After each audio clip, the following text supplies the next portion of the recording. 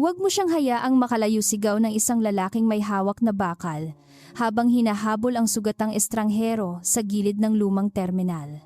Kumislap ang kidlat sa ibabaw ng baha, at sa liwanag na iyon, nakita ni Alina Reyes ang dugo sa kilay ng lalaki.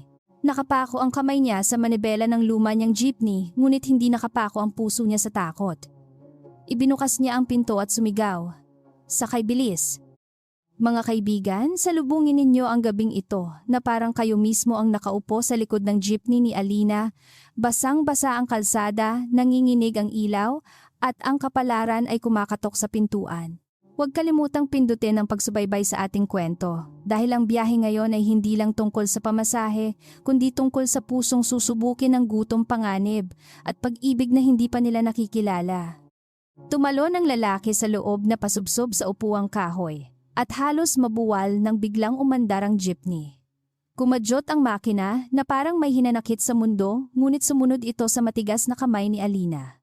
Mula sa salamin, nakita niya ang 3 anino na humahabol sa ulan. Isa sa kanila ang naghagis ng bote, tumama iyon sa likurang bakal, at kumalat ang tunog na tila babala mula sa gabing ayaw magpatawad.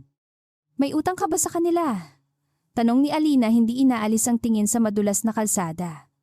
Mabigat ang hininga ng lalaki, ngunit hindi siya sumagot agad. Pinahid niya ang dugo sa kilay sa katumingin sa kanya na parang sinusukat kung gaano kalalim ang kabutihan sa mukha ng isang taong pagod. Wala, mahina niyang sabi, "May nakita lang akong hindi dapat makita." Bahagyang kumunot ang noo ni Alina, ngunit lalo niyang diniinan ang silinyador. Ang pangalan ng lalaki ayon sa kanya ay Marco lamang. Walang apelyido, walang malinaw na tirahan, walang perang maipambayad. Ang suot niyang kupas na kamiseta ay may punit sa balikat at ang sapatos niya ay putikang parang galing sa hukay. Sa mata ni Alina, isa siyang taong iniluwa ng masamang gabi. Sa mata naman ni Marco, siya ang unang taong hindi nagtanong kung magkano ang kapalit bago siya iligtas. Bumaba sila sa makipot na daang paliko sa likod ng palengke, kung saan halos wala ng ilaw kundi ang kumikislap na karatula ng isang saradong botika. Maingat na minaniobra ni Alina ang jeepney, iniwas ang malalim na lubak at mga kahoy na inanod ng ulan. May 2 pang bote na tumama sa likuran, ngunit hindi siya natinag. Sa loob nakahawak si Marco sa bakal na hawakan, hindi dahil sa takot, kundi dahil sa pagtatakang may taong ganito katapang. "Hindi ka ba natatakot?" tanong niya, tinatangkang patatagin ang tinig. Napangiti ng mapait si Alina. "Araw-araw akong natatakot. Natatakot ako na walang maiuwing bigas na bawiin ng may-ari ang jeepney na magkasakit ang kapatid ko. Ang mga lalaking may bakal, bahagi lang sila ng traffic." Tinignan siya ni Marco na tila may narinig siyang batas na hindi nakasulat sa kahit anong aklat ng mayayaman. Hindi alam ni Alina na ang lalaking nakasakay sa likod niya ay si Marco Salvador, CEO ng Salvador Transport, isang kumpanyang kayang bumili ng 100 jeepney bago pa matapos ang ulan. Hindi niya alam na 3 linggo na itong nagpapanggap na walang kaya upang pasukin ang mga terminal na matagal nang sinasabing nilalamon ng suhulan. At lalong hindi niya alam na ang pinuntahan nitong gabi ay mismong pugad ng perang ninanakaw sa mga driver na tulad niya. Sa isip ni Marco, mali ang plano niya sa isang bagay. Inakala niyang ang kahirapan ay nagtuturo sa tao na maging tuso, na ang gutom ay maaaring bumili ng prinsipyo. Ganoon ang sinabi ng ilang tagapayo niya, lalo na ng mga lalaking nakangiti sa pulong, ngunit may amoy ng lihim na kasunduan. Ngunit narito si Alina, babae, payat-puyat, at halatang gipit na isinugal ang kabuhayan para sa estrangherong hindi man lang makapag-abot ng pamasahe. Pagdating nila sa ilalim ng tulay, pinatay ni Alina ang ilaw ng jeepney at hinayaan silang lamunin ng dilim. Malakas ang ulan sa bubong na yero, parang libong daliring kumakatok. Ilang segundo silang hindi nagsalita. Sa malayo narinig nila ang mga yabag at mura ng mga humahabol. Hinawakan ni Alina ang lumang pamalo sa ilalim ng upuan. Nakita iyon ni Marco at napaisip kung ilang gabi na niyang dala ang sandatang iyon. Manahimik ka lang, bulong ni Alina. Hindi nila kabisadong ilalim ng tulay.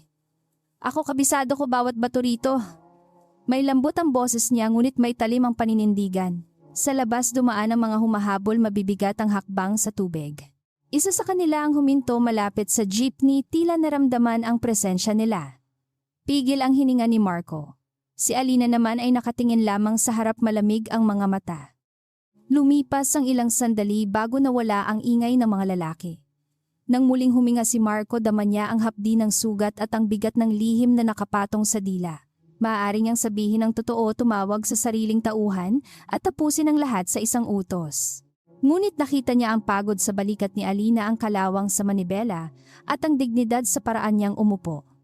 May katotohanang hindi kayang makita mula sa taas ng opisina. "Bakit mo ko tinulungan?" tanong niya. Sinipat siya ni Alina sa bumuntong hininga.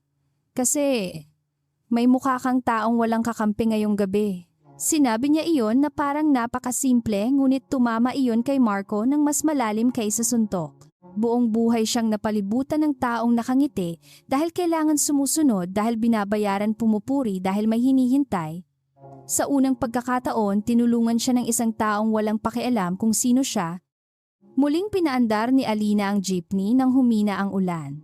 Umungol ang makina, ngunit kumapit sa buhay. Dumaan sila sa gilid ng ilog kung saan naglalaro ang maruming tubig sa paanan ng mga barong-barong. Sa bawat bahay may ilaw na mahina, may batang nakadungaw, may inang nagtatakip ng butas sa bubong. Nakita ni Marco ang syudad na matagal niyang pinamamahalaan mula sa ulat, ngunit ngayon lang niya naamoy ang basang kahoy at takot. Sa maliit na eskinita sa likod ng simbahan, huminto si Alina. "Dito ka muna bababa kung may pupuntahan ka," sabi niya. Umiling si Marco. "Wala akong mapupuntahan na ligtas. Hindi iyon ganap na kasinungalingan." Ang penthouse niya ay ligtas sa bala, ngunit hindi ligtas sa mga matang naghihintay kung kailan siya magkakamali. Ang mga taong hinahabol niya ay maaaring nasa loob mismo ng kumpanya niya, nakaupo sa malalambot na upuan, pumipirma ng papeles na may ngiti. Pinagmasdan siya ni Alina. May pagdududa sa mukha niya, ngunit hindi kalupitan.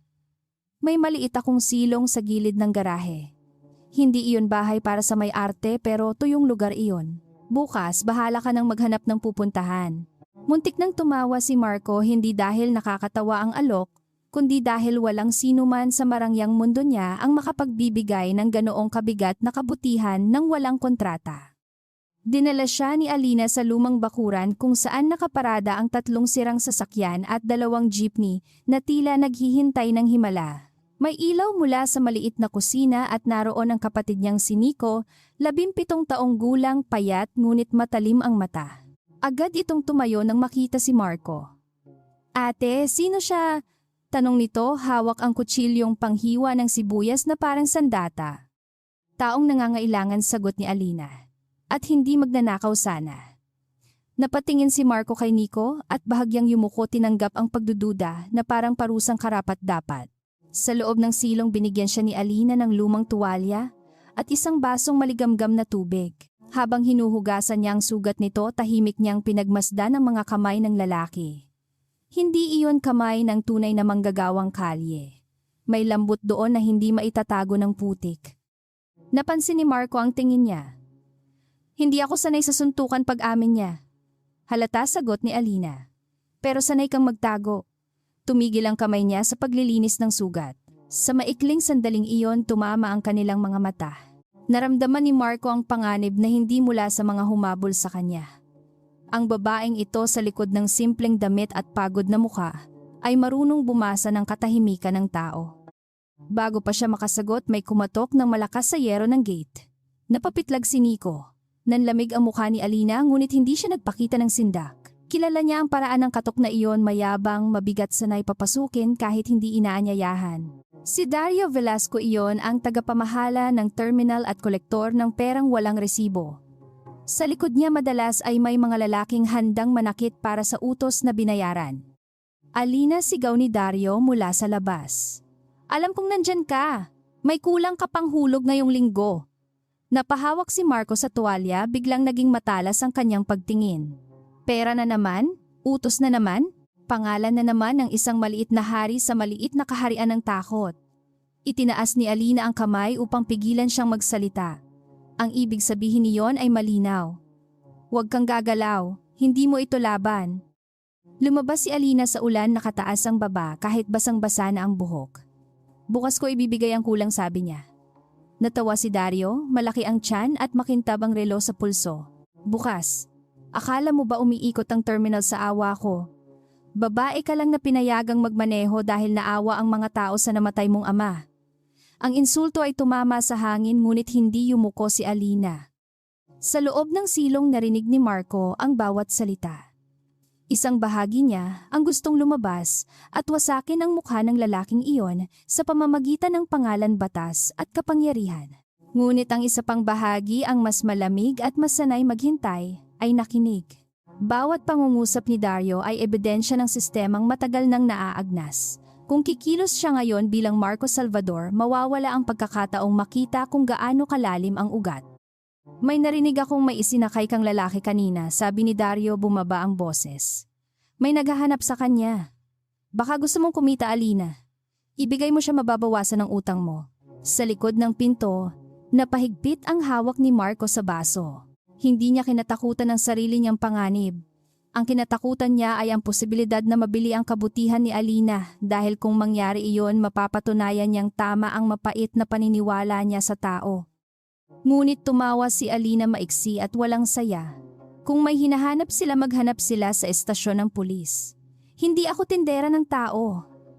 Suminghap si Nico mula sa loob, kalahating takot at kalahating paghanga. Natigilan si Dario marahil hindi sanay tanggihan ng taong binabali niya araw-araw. Lumapit siya sa kanya, halos magdikit ang mukha nila. Mag-ingat ka. Isang pirma ko lang mawawala ang prangkisa mong inuupahan. Isang araw, sagot ni Alina, may maniningil din sa mga pirmang ginagamit mo para manakot. Hindi niya alam kung bakit niya sinabi iyon. Marahil dahil sa pagod, marahil dahil sa estrangherong nasa loob na parang paalala na may mga gabing dapat pumili ang tao ng panig. Kumidlat at nakita ni Dario ang determinasyong hindi niya kayang bilhin. Umalis siya nang may banta sa mga mata, ngunit iniwan niya ang takot sa bakuran. Pagbalik ni Alina sa silong, tahimik na nakatayo si Marco. Hindi na niya maikubli ang paggalang sa mukha. Maaari kang mapahamak dahil sa akin, sabi niya. Tinupi ni Alina ang basang tuwalya at isinabit sa pako. Maaari rin akong mapahamak kahit wala ka. Ganon talaga? Kapag mahirap ka at may taong gustong yumaman sa likod mo. Ang mga salitang iyon ay mabigat, walang palamuti at hindi niya sinabi upang kaawaan. Umupo si Marco sa lumang bangko. Sa kaniyang isip, lumitaw ang mukha ni Rafael Soriano, ang pinakamatandang direktor sa kumpanya. Laging malinis ang Amerikana, laging handang magsalita tungkol sa kaayusan at kita. Si Rafael ang nagmungkahi na ibenta ang ilang ruta sa pribadong operator. Si Rafael din ang nagpilit na wag nang siyasatin ang mga reklamo ng mga driver. Ngayon ang ulan sa bubong ni Alina ang tila sumasagot sa lahat ng hindi niya noon pinansin. Hindi nakita ni Alina ang biglang paglamig ng mata ni Marco dahil abala siya sa paghahanda ng manipis na kumot. Ngunit naramdaman niya ang pagbabago sa hangin. Ang estranghero ay hindi na mukhang kawawa. Sa isang saglit, para itong lalaking sanay magpasiya kung sino ang babagsak at sino ang maliligtas. Pinikit niya ang mata at itinaboy ang hinala.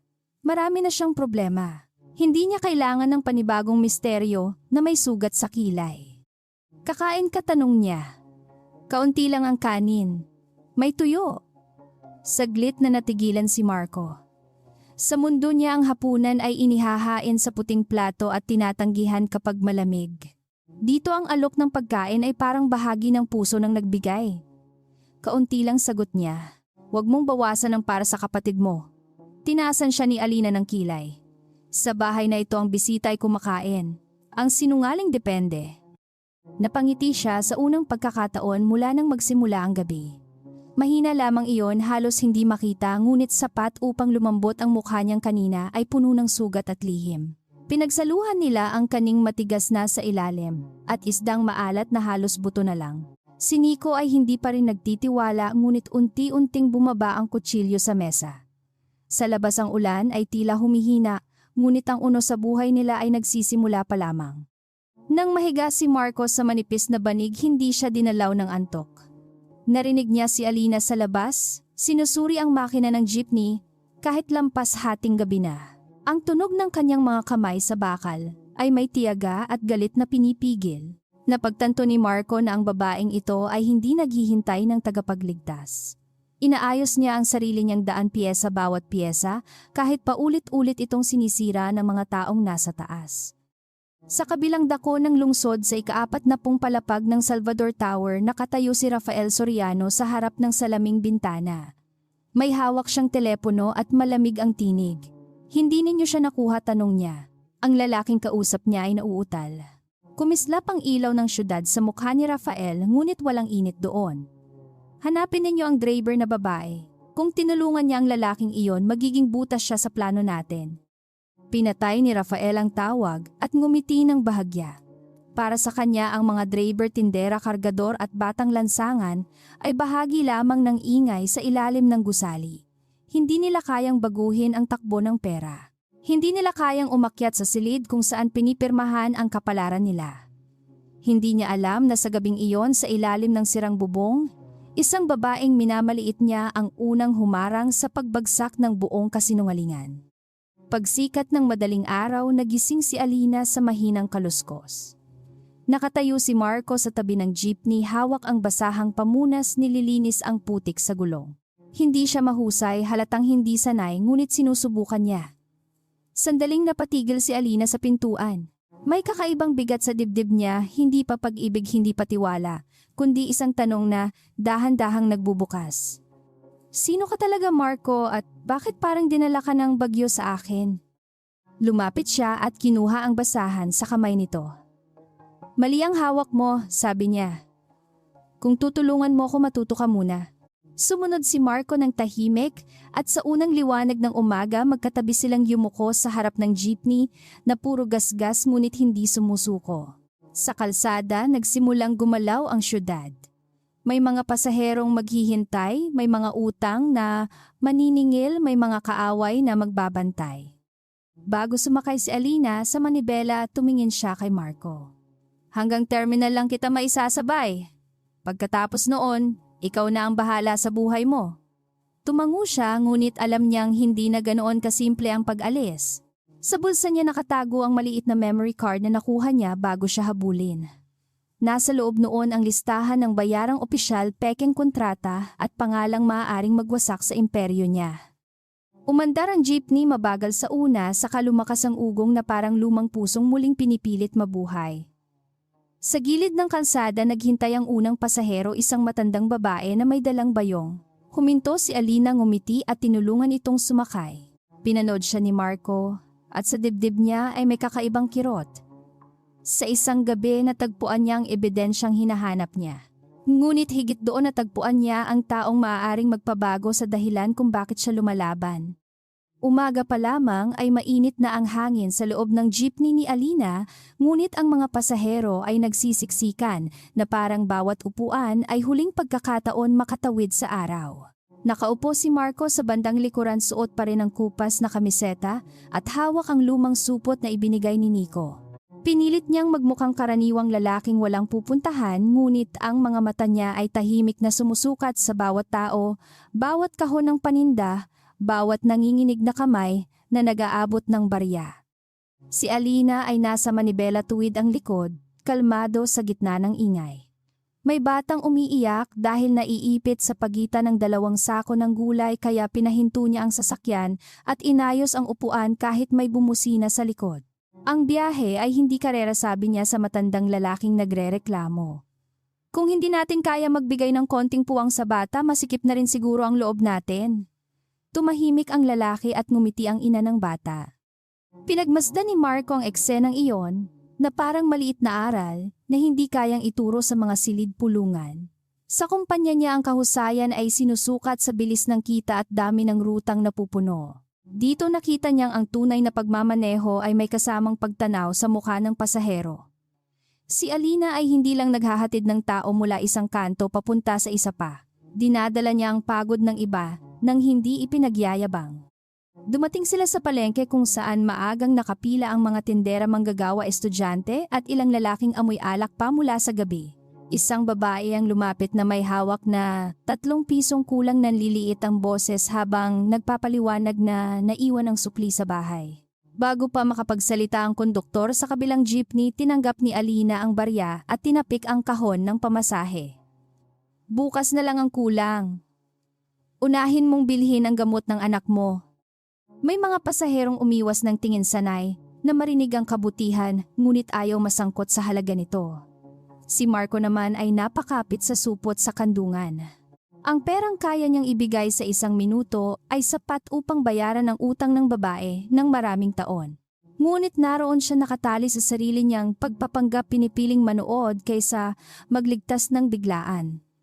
Naramdaman niya ang hiya hindi dahil wala siyang pera ngayon kundi dahil dati ay wala siyang mata.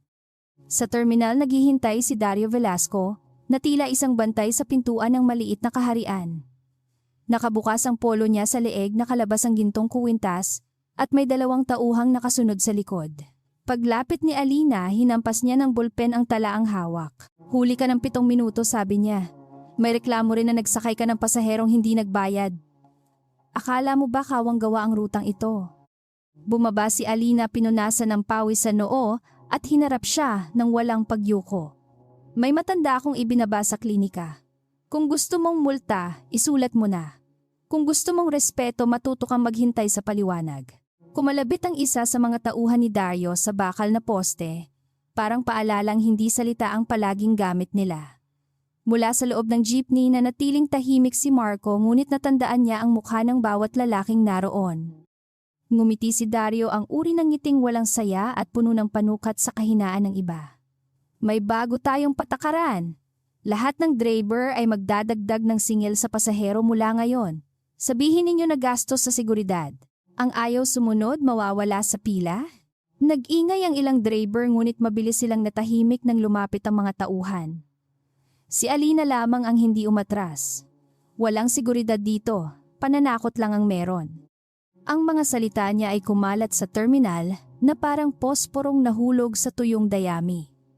May mga matang nagliwanag sa pag-asa, ngunit mas marami ang yumuko sa takot. Alam ni Marco ang ganitong katahimikan.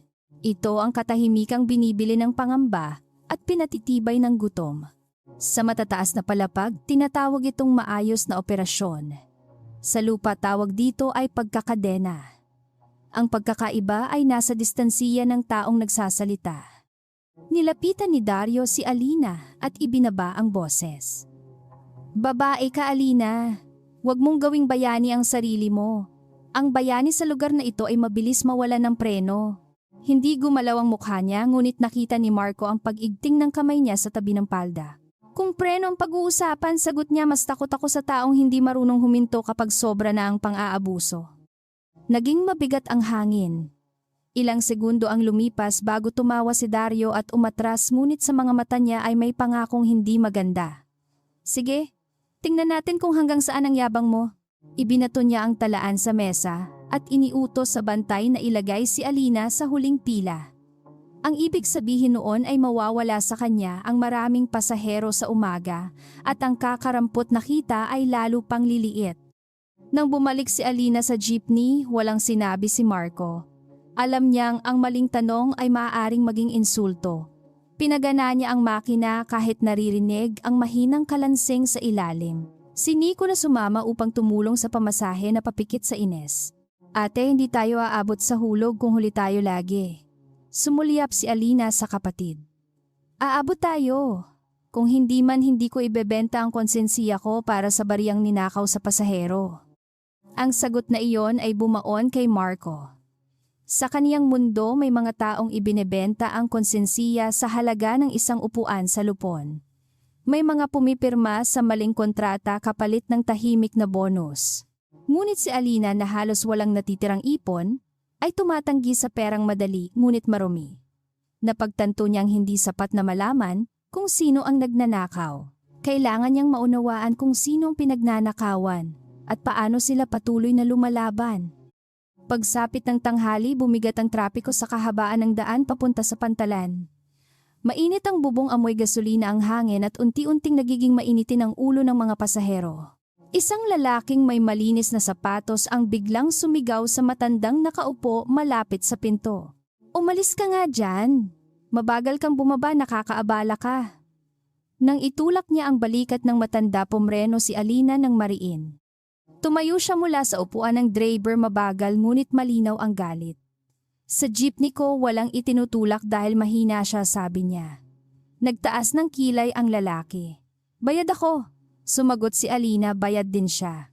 At kahit hindi tao pa rin siya, nagpalakpakan ng isang estudyante ngunit agad itong tumigil ng masamaan ng tingin.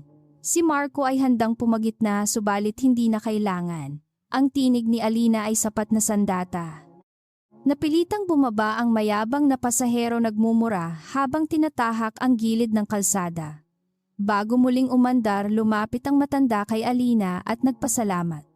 Kinaway niya lamang ito parang walang mahalagang nangyari. Ngunit sa likuran nakita ni Marco kung paano kumislap ang mukha ng ilang pasahero. Hindi lahat ng tagumpay ay may sigawan.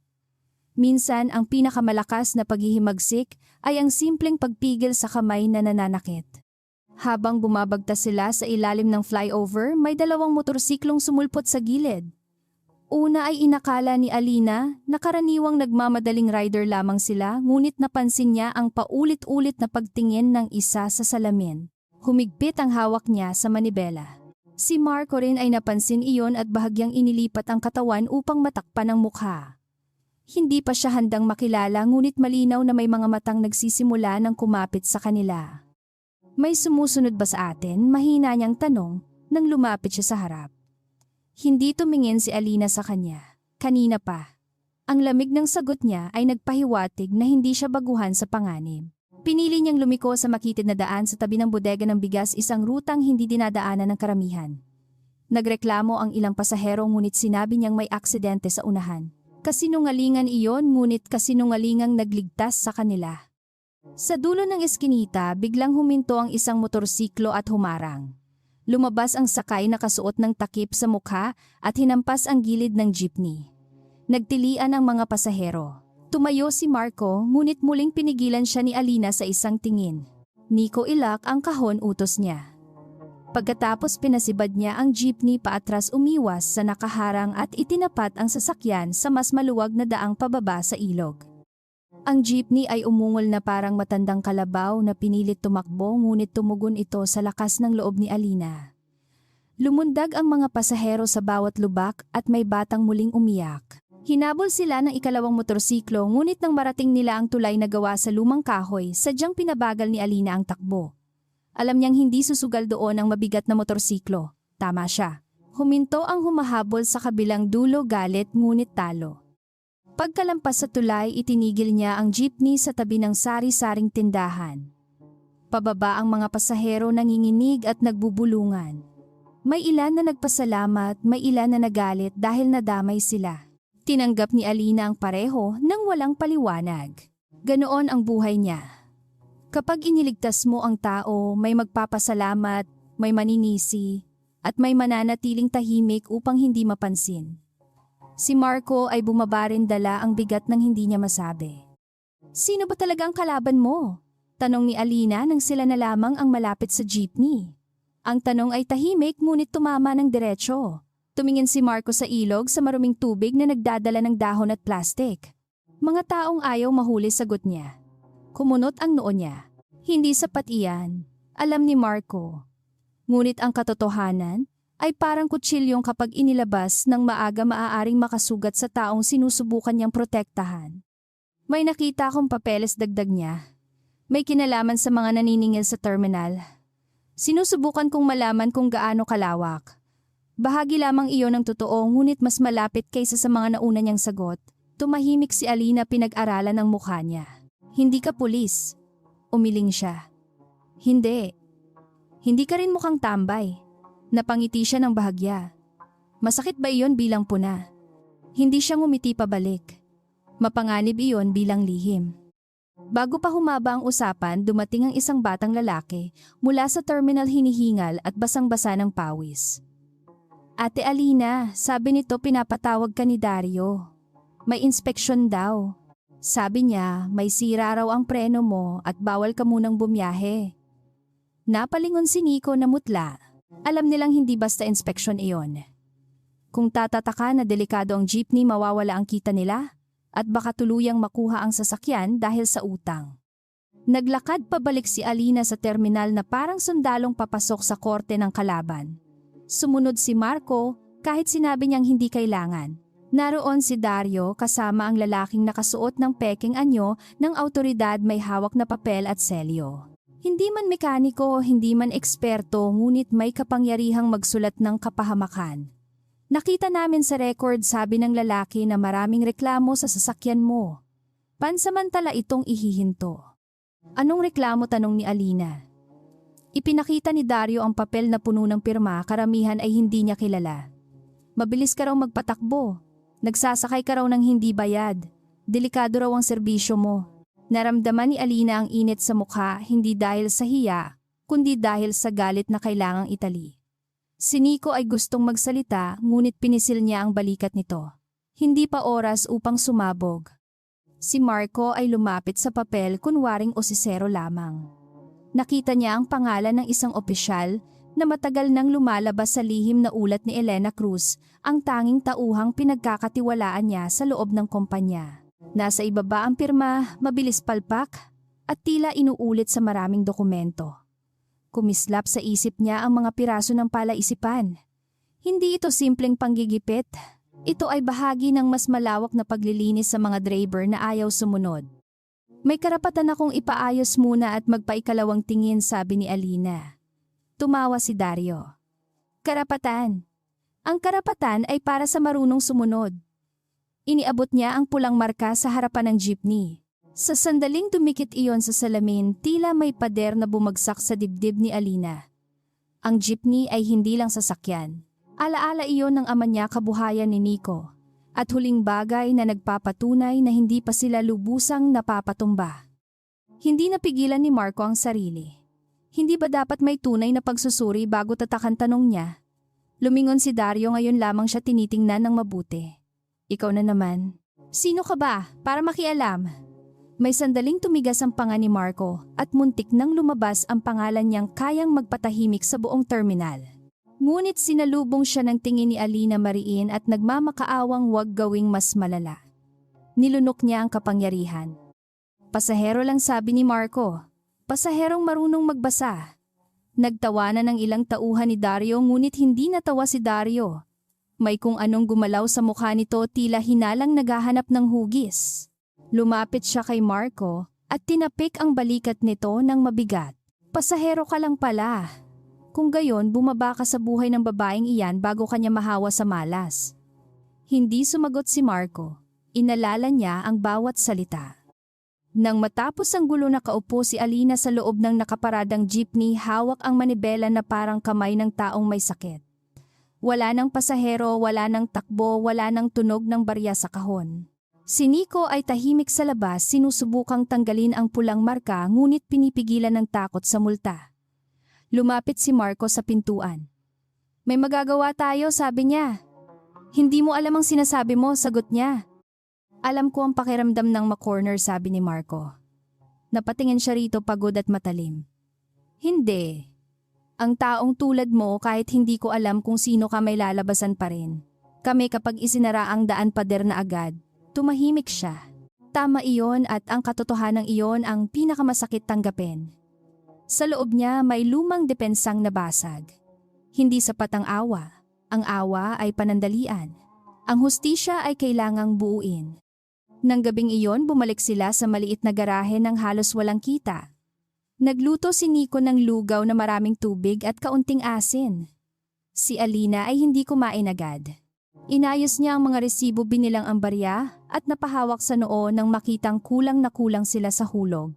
Si Marco ay nakaupo sa gilid, tahimik na pinagmamasdan. Ang mga numerong sa kanya ay maliit, ngunit sa kanila ay hangganan ng bukas. Umalis ka na bukas, sabi ni Alina nang hindi tumitingin. Hindi, dahil ayaw kitang tulungan. Dahil ang mga taong humahabol sa iyo ay nadagdag sa mga taong humahabol sa amin. May bigat ang bawat salita. At ramdam ni Marco ang pagod sa likod noon. Hindi siya nasaktan sa pagtutulak niya palayo. Sa halip, lalo siyang humanga dahil kahit may lambot ang puso nito, alam nitong maglagay ng hangganan upang protektahan ang kapatid. Hindi ako aalis hanggat hindi na iaayos ang nangyari sa jeepney, sabi niya. Mabilis siyang napatingin. Wala kang obligasyon. May utang ako. Pamasahe buhay. Saglit silang nagkatitigan at sa katahimikan ay may bagay na hindi pa handang pangalanan. Si Nico ay nagkunwaring abala sa kaldero ngunit pasimple siyang ngumiti. Sa labas dumaan ang hangin na amoy ulan kahit wala pang patak. Parang ang langit ay nag-iipon pa ng susunod na unos. Sa kabilang dulo ng lungsod, tinanggap ni Rafael ang ulat mula kay Dario. Nasa babae pa rin siya, tanong niya, malamig ang tinig. Sumagot si Dario na may halong kaba at yabang. Oo, pero napahinto ko na ang jeepney. Hindi na sila makakakilos ng madali. Tumango si Rafael kahit hindi siya nakikita. Sa isip niya, maliit lamang si Alina, isang tinik sa sapatos. Hindi niya alam na ang maliliit na tinik kapag pinabayaan ay kayang magpadugo sa higante. Kinagabihan, habang tulog si Nico at nakasandal si Alina sa pintuan, lumabas si Marco sa madilim na bahagi ng garahe. Hawak niya ang hiniram na telepono ng kapitbahay at matapos ang ilang sandaling pag-aalinlangan, tinawagan niya ang numerong kabisado niya. Sumagot ang babae sa kabilang linya, gising at alerto. Elena, mahinang sabi ni Marco. Kailangan ko ang lahat ng tala tungkol kay Dario Velasco, pati opisyal na pumirma sa inspeksyon. Sa kabilang linya napahinga ng malalim si Elena Cruz. Matagal na niyang hinihintay ang tawag na iyon. Sir, mas malala kaysa inaakala natin, sabi niya. May koneksyon ng terminal sa loob mismo ng Salvador Transport. Tumingin si Marco sa jeepney ni Alina sa pulang markang kumikislap sa salamin kahit mahina ang ilaw. Alam ko, sagot niya. At bukas sisimulan nating patunayan. Pero walang makakaalam kung sino ako, lalo na si Alina. Hindi alam ni Marco na gising si Alina sa loob, narinig ang kanyang mahina ngunit nagbago ang tinig. Hindi niya nahuli ang lahat ng salita ngunit sapat ang narinig niya upang lumalim ang hinala. Sir, Salvador Transport, patunayan. Ipininig niya ang mga mataramdamang sakit bago pa man niya malaman ang buong katotohanan. Ang lalaking iniligtas niya ay hindi basta estranghero at ang tiwalang nagsisimula pa lamang mabuo ay may bitak na agad. Madilim pa ang langit nang bumangon si Alina, ngunit gising na ang mga alalahanin sa loob ng garahe. Nakaharap siya sa jeepney na may pulang marka sa salamin, parang sugat na idinikit sa mukha ng kanilang kabuhayan. Hindi niya sinabi kay Nico na halos wala na silang bigas at hindi rin niya sinabi kay Marco na narinig niya ang tawag nito kagabi. Mas madali para sa kanya ang magbuhat ng makina kaysa magtanong sa taong maaaring nagsisinungaling. Si Marco ay nasa labas, nakaupo sa tabi ng lumang gulong, kunwaring naglilinis ng piyesa. Sa totoo lang, inuulit niya sa isip ang sinabi ni Elena. 3 pangalan ang lumitaw sa tala ng peking inspeksyon at lahat ay may kaugnayan sa opisina ni Rafael Soriano. Ang pulang marka sa jeepney ni Alina ay hindi basta parusa. Ito ay paunang hakbang upang alisin sa ruta ang mga driver na hindi sumusunod sa iligal na singil. Lumapit si Alina na may dalang kape sa basong may bitak. Iniabot niya iyon kay Marco nang hindi nakatingin sa mukha nito. Kailangan kong pumunta sa terminal kahit bawal bumiyahe. May kakausapin akong mekaniko. Tinanggap ni Marco ang baso, ramdam ang lamig sa pagitan nila na hindi dala ng umaga. Sasama ako. Napatingin siya rito, tahimik na nagtanong kung bakit lagi itong sumusulpot sa gitna ng panganib. Hindi kita pasahero ngayon, sabi niya. Hindi rin ako marunong umalis kapag may mali, sagot ni Marco. Gusto niyang sabihing mas malaki ang dahilan niya kaysa utang na loob, ngunit pinigilan niya ang dila. Sa mata ni Alina, sapat na ang isang lihim upang magtayo ng pader. Kung dadagdagan pa niya, baka tuluyan itong magsara. Kaya tumayo siya, kinuha ang lumang sombrerong ibinigay ni Nico at hinayaan ang sarili na magmukhang isa na namang lalaking walang kapangyarihan. Sa terminal, hindi pa buo ang araw ngunit maingay na ang paligid. May mga driver na nag-aayos ng makina, may tindera ng kape na naglalakad sa pagitan ng mga sasakyan at may mga lalaking nakasandal sa opisina ni Dario na tila tagabantay ng takot. Nang makita nila si Alina, humina ang usapan. Ang iba ay umiwas, ang iba ay palihim na kumaway. Sa mundong iyon, maging pakikiramay ay kailangang itago. Dumiretso si Alina sa likod ng terminal sa kubong ginagawang talyer ni Mang Tibo. Matanda na ito, may pilay sa kaliwang paa, ngunit kilala sa pagiging tapat magtingin ng sasakyan. Binuksan niya ang hood ng jeepney at pinagmasdan ang preno. Walang sira na dahilan para ihinto ito, sabi niya matapos ang mahabang pagsusuri. May pudpud, oo, pero ligtas pa. Kung may nagsabing delikado, hindi makina ang tiningnan nila, Bulsa ang tiningnan. Pinisil ni Alina ang gilid ng mesa, pinipigil ang paghupa ng galit sa luha. Kailangan ko ng pirma mo, Mang Tibo. Kahit sulat kamay lang na maayos ang preno. Napatingin ang matanda sa opisina ni Dario kung saan may aninong gumalaw sa bintana. Anak, alam mong mahal kita na parang pamangkin. Pero kapag pumirma ako laban sa kanila, baka hindi na ako makapagbukas-bukas. Tahimik na bumigat ang hangin at naunawaan ni Alina ang takot bago pa ito humingi ng tawad. Si Marco ay hindi nagsalita, ngunit bawat salitang narinig niya ay naging patunay. Ang katiwalian ay hindi lamang paniningil ng pera. Ito ay paglalagay ng takot sa dila ng taong nakaalam ng totoo. Lumapit siya sa lumang estante at napansin ang ilang resibo na nakatago sa ilalim ng lata ng langis. May magkakaparehong halaga, magkakaparehong pirma, at magkakaibang pangalan ng Draper. Hindi iyon opisyal na bayarin. Iyon ay maingat na ginawang bitag. Pwede ko bang makita to? Tanong ni Marco kay Mang Tibo. Nataranta ang matanda at agad na kinuha ang mga papel. Hindi sa akin iyan. Mabilis na sumingit si Alina. Kanino tumalikod si Mang Tibo, nanginginig ang kamay sa mga driver na lumapit dito. Akala nila utang nila ang nakasulat pero pare-pareho ang pirma at petsa. May nagpapapirma sa kanila ng blanco tapos nagiging kasunduan sa utang. Ang mukha ni Alina ay pumuti at bigla niyang naalala ang ama. Bago namatay si Ernesto Reyes, may dala itong papel na sinasabing atraso sa ruta, halagang imposibleng na utang. Ipinaglaban niya iyon, ngunit ilang linggo matapos siyang tumanggi bumigay ang preno ng jeepney sa pababang kalsada. Sinabi ng pulis na aksidente. Sinabi ng terminal na kapabayaan. Ngayon, ang luma niyang hinala ay bumalik na may ngipin. May kopya ka pa ba ng papel ng tatay ko? Tanong ni Alina, halos pabulong. Hindi agad sumagot si Mang Tibo. Mula sa isang kahon ng sirang ilaw inilabas niya ang lukot na sobre. Itinago ko dahil hindi ako naniwala noon. Pero natakot ako, Alina. May anak din ako. Tinanggap niya ang sobre ng tila apoy iyon. Sa loob ay naroon ang parehong pirma, parehong petsa, parehong anyo ng pagkakautang na ginawa upang magmukhang sariling kasalanan. Naramdaman ni Marco ang pagguho ng pagitan ng investigasyon at personal na sakit. Hindi na lamang ito tungkol sa kumpanya. Hindi na lamang ito tungkol kay Rafael. Sa harap niya, isang anak ang muling nakaharap sa kamatayang matagal nang itinuring ng lahat na aksidente. Gusto niyang hawakan ang balikat ni Alina, ngunit alam niyang hindi pa siya karapat-dapat. Ang kamay niya ay nanatili sa tagiliran, mabigat sa pagsisisi at galit.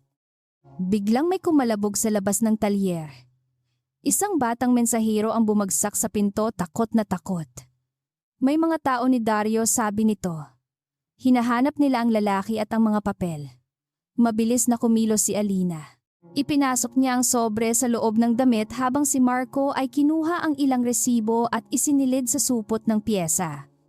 Si Mang Tibo ay nagkunwaring abala sa makina, ngunit nanginginig ang balikat niya. Pumasok ang dalawang tauhan ni Dario, mabibigat ang yabag at mabaho ang sigarilyo. Ang isa ay may peklat sa pisngi, ang isa naman ay may hawak na bakal na pamukpok. Ano ang pinag-uusapan dito? Tanong ng may peklat. Humarap si Alina, hawak ang basahan. Sira ang makina? Baka gusto ninyong kayong mag-ayos. Ngumisi ang lalaki. Ang tapang mo talaga. Sayang, mas bagay sana sa iyong tumahimik. Lumapit ang may pamukpok kay Marco at sinipat ang supot niya. Ano ang dala mo? Tumingin si Marco sa kanya na parang isang karaniwang taong pagod. Piyesa. Inagaw ng lalaki ang supot at ibinuhos sa sahig ang laman. Nagkalat ang tornilyo, basahan at lumang sinturon ng makina. Mabuti na lamang at naisingit ni Marco ang mga resibo sa loob ng talampakan ng lumang sapatos bago pa sila pumasok. Hindi iyon marangal ngunit mabisa. Hindi kontento ang mga lalaki. Hinalughog nila ang estante, binuksan ang kahon ng grasa at sinipa ang upuang kahoy. Nang walang makita, hinawakan ng may peklat ang braso ni Alina. Sa isang kisap, kumilos si Marco, ngunit nauna si Alina. Pinihit niya ang kamay ng lalaki, ginamit ang bigat nito laban sa kanya at napaluhod ito sa sahig. Ang galaw ay mabilis, sanay at walang palabas. Natigilan si Marco sa paghanga. Hindi ako bagay tumahimik, sabi ni Alina, bitaw ang bawat salita na parang bato. Sumugod ang ikalawang lalaki, ngunit hinagis ni Mang Tibo ang lata ng langis sa sahig. Nadulas ito, bumangga sa poste at nabitawan ang pamukpok. Hinatak ni Marco si Alina palabas bago pa makabangon ang dalawa. Hindi na sila tumakbo sa pangunahing daan. Dinala sila ni Alina sa likod ng talyer sa makipot na lagusang ginagamit ng mga batang nagtitinda. Humihingal silang nakalabas sa palengke ng pyesa kung saan ang ingay ng tawaran ay nagtago sa kanilang takas. Tumingin si Marco kay Alina. Saan ka natutong lumaban? Hindi siya lumingon. Sa kalsada. Sa gabi. Sa mga taong akalang ang babaeng driver ay madaling takutin. Ang sagot niya ay walang yabang. Para iyong tala ng mga sugat na hindi na niya kailangang ipakita. Lalong lumalim ang paggalang ni Marco at kasabay nito, lalong bumigat ang kaniyang lihim. Nagtago sila sa likod ng abandonadong sinehan malapit sa estero. Doon binuksan ni Alina ang sobre ng ama at inilatag ang mga papel sa lumang semento. Inilabas din ni Marco ang mga resibong itinago niya. Pinagtabi nila ang mga iyon at ang pagkakapareho ay halos sumigaw. Parehong estilo ng pirma, parehong pangalan ng tagasaksi, parehong marka ng Salvador Transport sa ibabang gilid. Nanlaki ang mata ni Alina nang makita ang tatak. Bakit nariyan ang pangalan ng Salvador Transport, tanong niya. Tumigil si Marco. Sa isang saglit narinig niya ang sariling puso na parang makina sa loob ng dibdib. Maaari niyang sabihin ang lahat ngayon. Maaari niyang aminin na siya ang lalaking may apelyidong nakatatak sa mga papel. Ngunit sa mukha ni Alina ay may sugat na sariwa pa. At alam niyang kapag sinabi niya ang totoo sa maling sandali, magiging bahagi siya ng taong kinamumuhian nito. Maaaring ginagamit nila ang pangalan ng kumpanya, maingat niyang sagot. Matalim siyang tinitigan ni Alina. Maaaring galing talaga sa kanila. Walang malusot sa boses niya. Hindi na siya simpleng driver na tumutulong sa estranghero. Isa na siyang babaeng nakatayo sa harap ng kasinungalingang pumatay sa ama niya. Napayuko si Marco, hindi bilang pagkukunwari kundi dahil sa bigat ng pananagutang matagal niyang hindi nakita. Dumating ang hapon na kulay kalawang ang langit. Kailangan nilang malaman kung saan dinadala ang mga pekeng papeles, kaya iminungkahi ni Marco na sundan ang tauhan ni Dario mula sa opisina. Nagulat si Alina sa lamig ng plano niya, sa paraan niyang magbilang ng ruta, oras at posibilidad. Para kang sanay dito, sabi niya. Sanay akong maghanap ng butas, tugon niya. Sa makina? Sa tao, sagot niya bago pa niya napigilan ang sarili. Hindi na nagtanong si Alina, ngunit tumimo ang sagot sa kanya. Sumakay sila sa jeepney ng kaibigang driver na si Lando, isang lalaking palatawa ngunit takot sa sariling anino kapag nababanggit si Dario. Nagkunwari silang pasahero habang sinusundan ang itim na van na umalis sa likod ng terminal. Sa bawat kanto mas lumalayo sila sa karaniwang ruta at papalapit sa lumang bodega ng Salvador Transport. Isang gusaling matagal nang sinasabing sarado. Sa loob ng van, hindi nila alam na may kahong puno ng papeles, resibo at blankong kasunduan. Sa likod naman ng jeepney, hawak ni Alina ang sobre ng ama na parang huling labi ng isang taong pinatahimik. Si Marco ay nakatingin sa bodega habang papalapit sila. At sa isip niya ay tumataas ang pangalan ni Rafael Soriano. Walang maliit na tagapamahala ng terminal ang kayang gumamit ng lumang pasilidad nang walang basbas mula sa itaas. Huminto sila sa kabilang kanto at naglakad sa likod ng pader. May butas sa yero na sapat upang masilip ang loob. Nakita nila si Dario na bumaba sa van, sinundan ng isang lalaking nakasuot ng mamahaling Amerikana kahit mainit. Hindi malinaw ang mukha nito sa dilim, ngunit kilala ni Marco ang tindigang galaw ng kamay, ang paraan ng pag-angat ng baba. Si Rafael iyon. Ang hinala ay naging laman at dugo. Siguraduhin mong titigil ang babae, sabi ni Rafael, sapat ang lakas upang marinig sa butas ng yero. Hindi ko kailangan ng isa pang driver na nagtatanong tungkol sa lumang aksidente. Napahigpit ang hawak ni Alina sa pader. Lumang aksidente. Hindi sinabi ni Rafael ang pangalan ng ama niya, ngunit sapat na iyon. Para siyang sinaksak ng malamig na karayom. Sa tabi niya naramdaman ni Marco na may nabasag na katahimikan sa loob ng babae. Paano kung may hawak siyang papel, tanong ni Dario. Kunin mo, sagot ni Rafael. Kung hindi mo makuha, sirain mo ang reputasyon niya. Gawin mo siyang magnanakaw, delinkwente, pabaya. Kapag walang naniniwala sa kanya kahit totoo ang hawak niya basura iyon. Tumawa si Dario. Si Alina ay nanginginig hindi sa takot kundi sa galit na halos hindi nakasya sa katawan. Si Marco naman ay pinilit manatiling tahimik kahit gustong-gusto niyang lumabas. Kinuha ni Marco ang maliit na kagamitang pang-record mula sa bulsa, isang bagay na iniwan ni Elena sa tagong lugar noong madaling araw. Itinaas niya iyon malapit sa butas ng yero habang si Alina ay nagbabantay sa likuran. Ang kamay niya ay hindi nanginginig ngunit ang dibdib niya ay sumisigaw. Nais niyang isigaw ang pangalan ng ama, magtanong kung paano natutulog ang mga taong nagtatago ng pagpatay sa likod ng papeles. Biglang tumahol ang asong nakakadena sa loob ng bodega. Napalingon si Dario sa pader. May tao ba riyan, bulong niya kasabay ng paglapit ng dalawang bantay. Hinawakan ni Marco ang kamay ni Alina at hinila siya pababa sa tambak ng kahoy. Sa unang pagkakataon hindi siya kumalas. Nagkadikit ang balikat nila sa dilim, parehong pigil ang hininga habang ang mga yabag ay huminto ilang hakbang lamang mula sa kanilang pinagtataguan. Isang bote ang gumulong mula sa paanan ni Alina at tumama sa bato. Mabilis na nagtaas ng ilaw ang bantay. Bago sila makita, hinagis ni Marco ang isang pirasong yero sa kabilang dulo ng pader. Kumalabog iyon ng malakas. Agad na tumakbo ang mga bantay papunta roon at ginamit ni Alina ang pagkakataon. Hinila niya si Marco sa makipot na kanal, hindi inindang putik at sugat sa tuhod hanggang makalayo sila sa bodega. Nang makarating sila sa likod ng simbahan, saka lamang sila huminto. Pareho silang hingal, basang-basa sa putik at may hawak na ebidensyang maaaring magwasak ng buhay o magligtas ng marami. Si Alina ang unang bumitaw sa kamay niya. "Kilala mo ang lalaking iyon?" sabi niya. Hindi iyon tanong. Tumitig si Marco sa kanya at sa sandaling iyon napagod siya sa sariling pagtatago. "Kilala ko ang pangalan niya," sagot niya. "At alam kong mapanganib siya." Hindi iyan ang buong sagot, mariing sabi ni Alina. Ang boses niya ay hindi malakas ngunit mas matalim kaysa sigaw. Sumikip ang dibdib ni Marco. Nakita niya sa mukha niya ang babae noong unang gabi, handang tumulong sa taong walang kakampi. Ngayon nakikita niya ang babaeng maaaring mawalan ng tiwala dahil sa kanya. May dahilan kung bakit hindi ko masabi lahat, sambit niya. Napailing si Alina. Ganyan palagi ang simula ng pagtataksil. Bumalik sila sa garahe ng tahimik. Si Nico ay naghihintay sa pintuan, halatang nag-alala ngunit tumigil sa pagtatanong nang makita ang putik at sugat sa kanila. Ibinigay ni Alina ang sobre sa kapatid at inutusan itong itago sa ilalim ng sahig. Si Marco naman ay lumayo sa madilim na sulok at muling tumawag kay Elena. "May tinig ni Rafael," sabi niya. "Pero hindi pa sapat.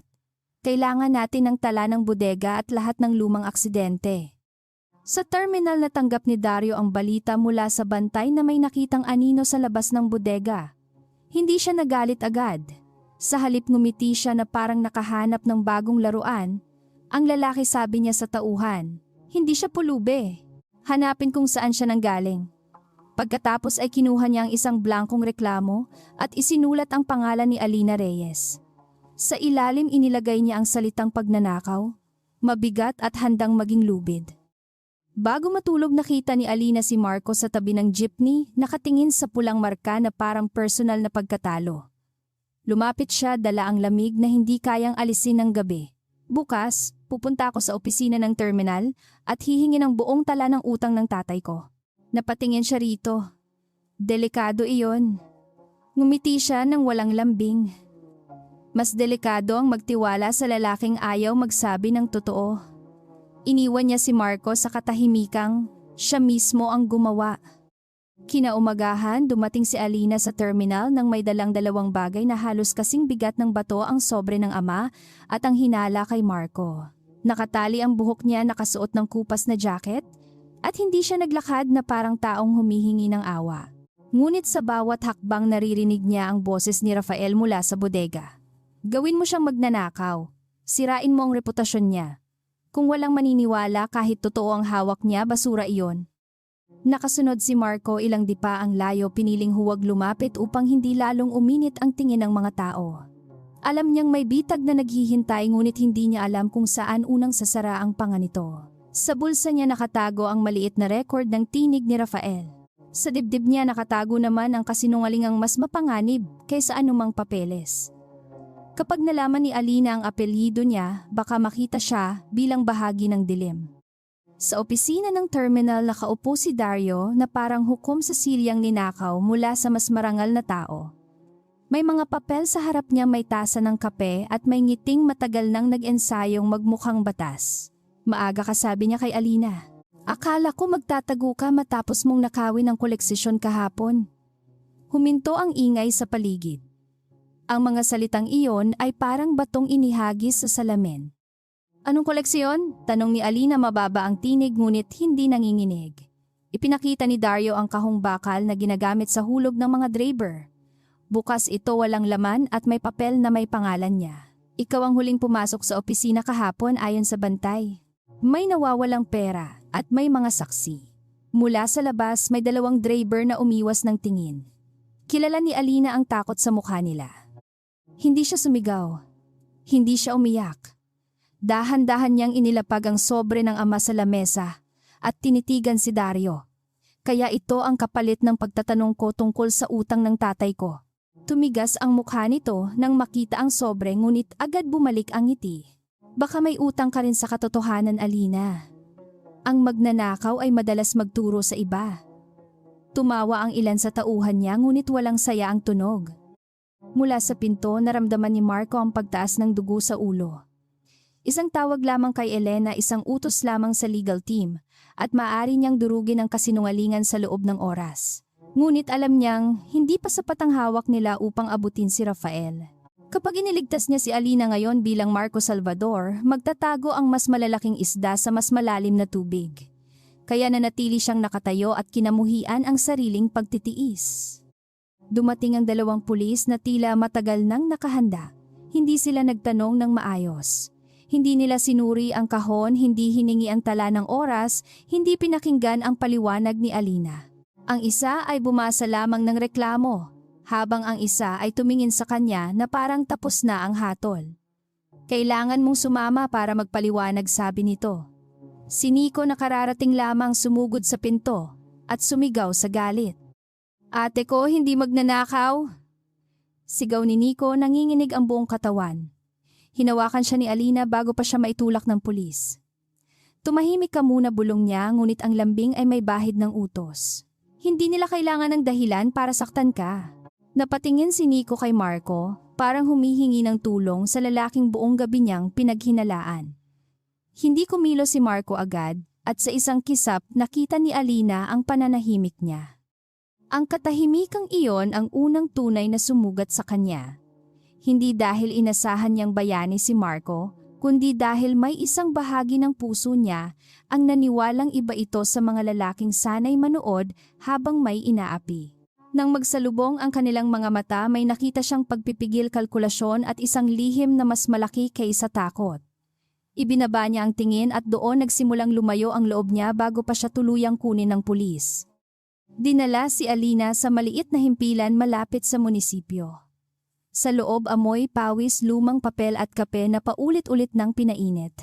Pinaupo siya sa bangkong kahoy habang ang reklamo ay ipinasa mula kamay sa kamay na parang script ng dulang tapos ng isulat. Hindi siya nakakulong ngunit ramdam niyang hawlang gawa sa tingin. Sa kabilang mesa may babaeng nawalan ng pitaka na umiiyak at walang nakikinig. Nang makapasok si Marco, kasama niya si Nico at Mang Tibo. Hindi niya ginamit ang pangalan niya ngunit nakahanap siya ng abogadong koneksyon ni Elena na nagpanggap na kaibigan ng pamilya. Maayos ang kilos ng abogado, sapat upang kabahan ng mga pulis, ngunit hindi sapat upang magtanong sila ng malalim. Nakalaya si Alina bago lumubog ang araw, ngunit ang pinsala ay nagawa na. Sa terminal kumalat na ang balita na ninakaw niya ang pera. Pagbalik nila, wala nang karaniwang bati mula sa mga tindera. May mga pasaherong dating ngumingiti ang umiwas at may ilang driver na bumulong nang sadya niyang marinig. Magnanakaw, gulo, babaeng masyadong matapang. Ang mga salita ay mas mabagal kaysa suntok ngunit mas matagal ang pasa. Lumakad si Alina sa gitna ng terminal na parang hindi niya naririnig ngunit sa loob niya ay may batang anak na muling nanonood sa pangalan ng ama na nilalamon ng kasinungalingan.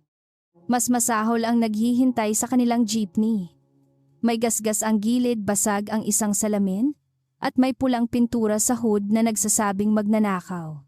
Napahinto si Nico saka biglang umiyak sa galit. Pinaghirapan ni tatay ito, sabi niya, tinatangkang punasan ng pintura kahit kumakapit ito sa kamay niya. Lumapit si Alina at niyakap ang kapatid. Sa yakap niyang iyon, walang luha ngunit may pangakong mas mabigat kaysa paghihiganti. Si Marco ay lumapit, dala ang telang may tubig ngunit hindi niya alam kung paano ito iaabot. Alina, sabi niya, hindi ito matatapos dito. Humarap siya sa kanya at ang lamig sa mga mata niya ay mas nakakasugat kaysa sigaw. Alam ko. Kasi may mga taong hindi pa tapos gamitin ako. Napatigil siya. Hindi kita ginagamit.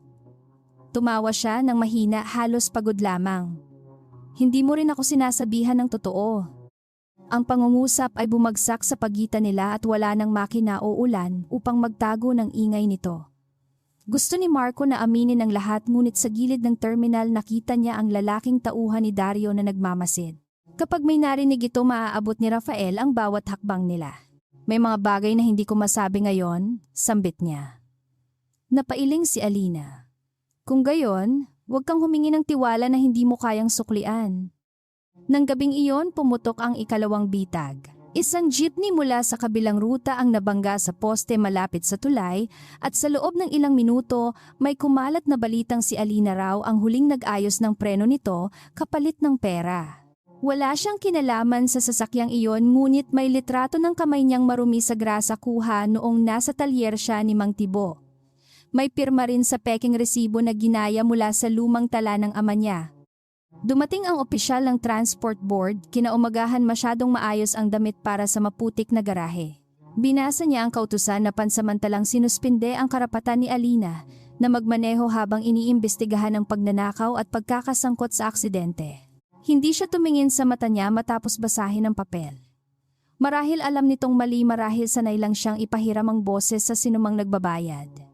Sa magkabilang kaso, pareho ang resulta. Paano kami kakain? Tanong ni Nico, hindi na napigilan ng galit. Walang sagot ang opisyal. Tinanggap ni Alina ang papel at maingat itong tinupi, parang ayaw niyang makita ng kaaway na nanginginig ang kamay niya. Sabihin mo kay Dario, mahinahon niyang sabi, na kung gusto niya akong patahimikin, mali ang paraan niya. Mas malinaw akong makarinig kapag inaalisan ako ng lahat. Umalis ang opisyal nang walang imik, dala ang natitirang hiya sa mukha. Sa loob ng garahe naupo si Alina sa sahig nakatalikod sa jeepney. Sa unang pagkakataon mula nang makilala siya ni Marco, hindi siya gumalaw.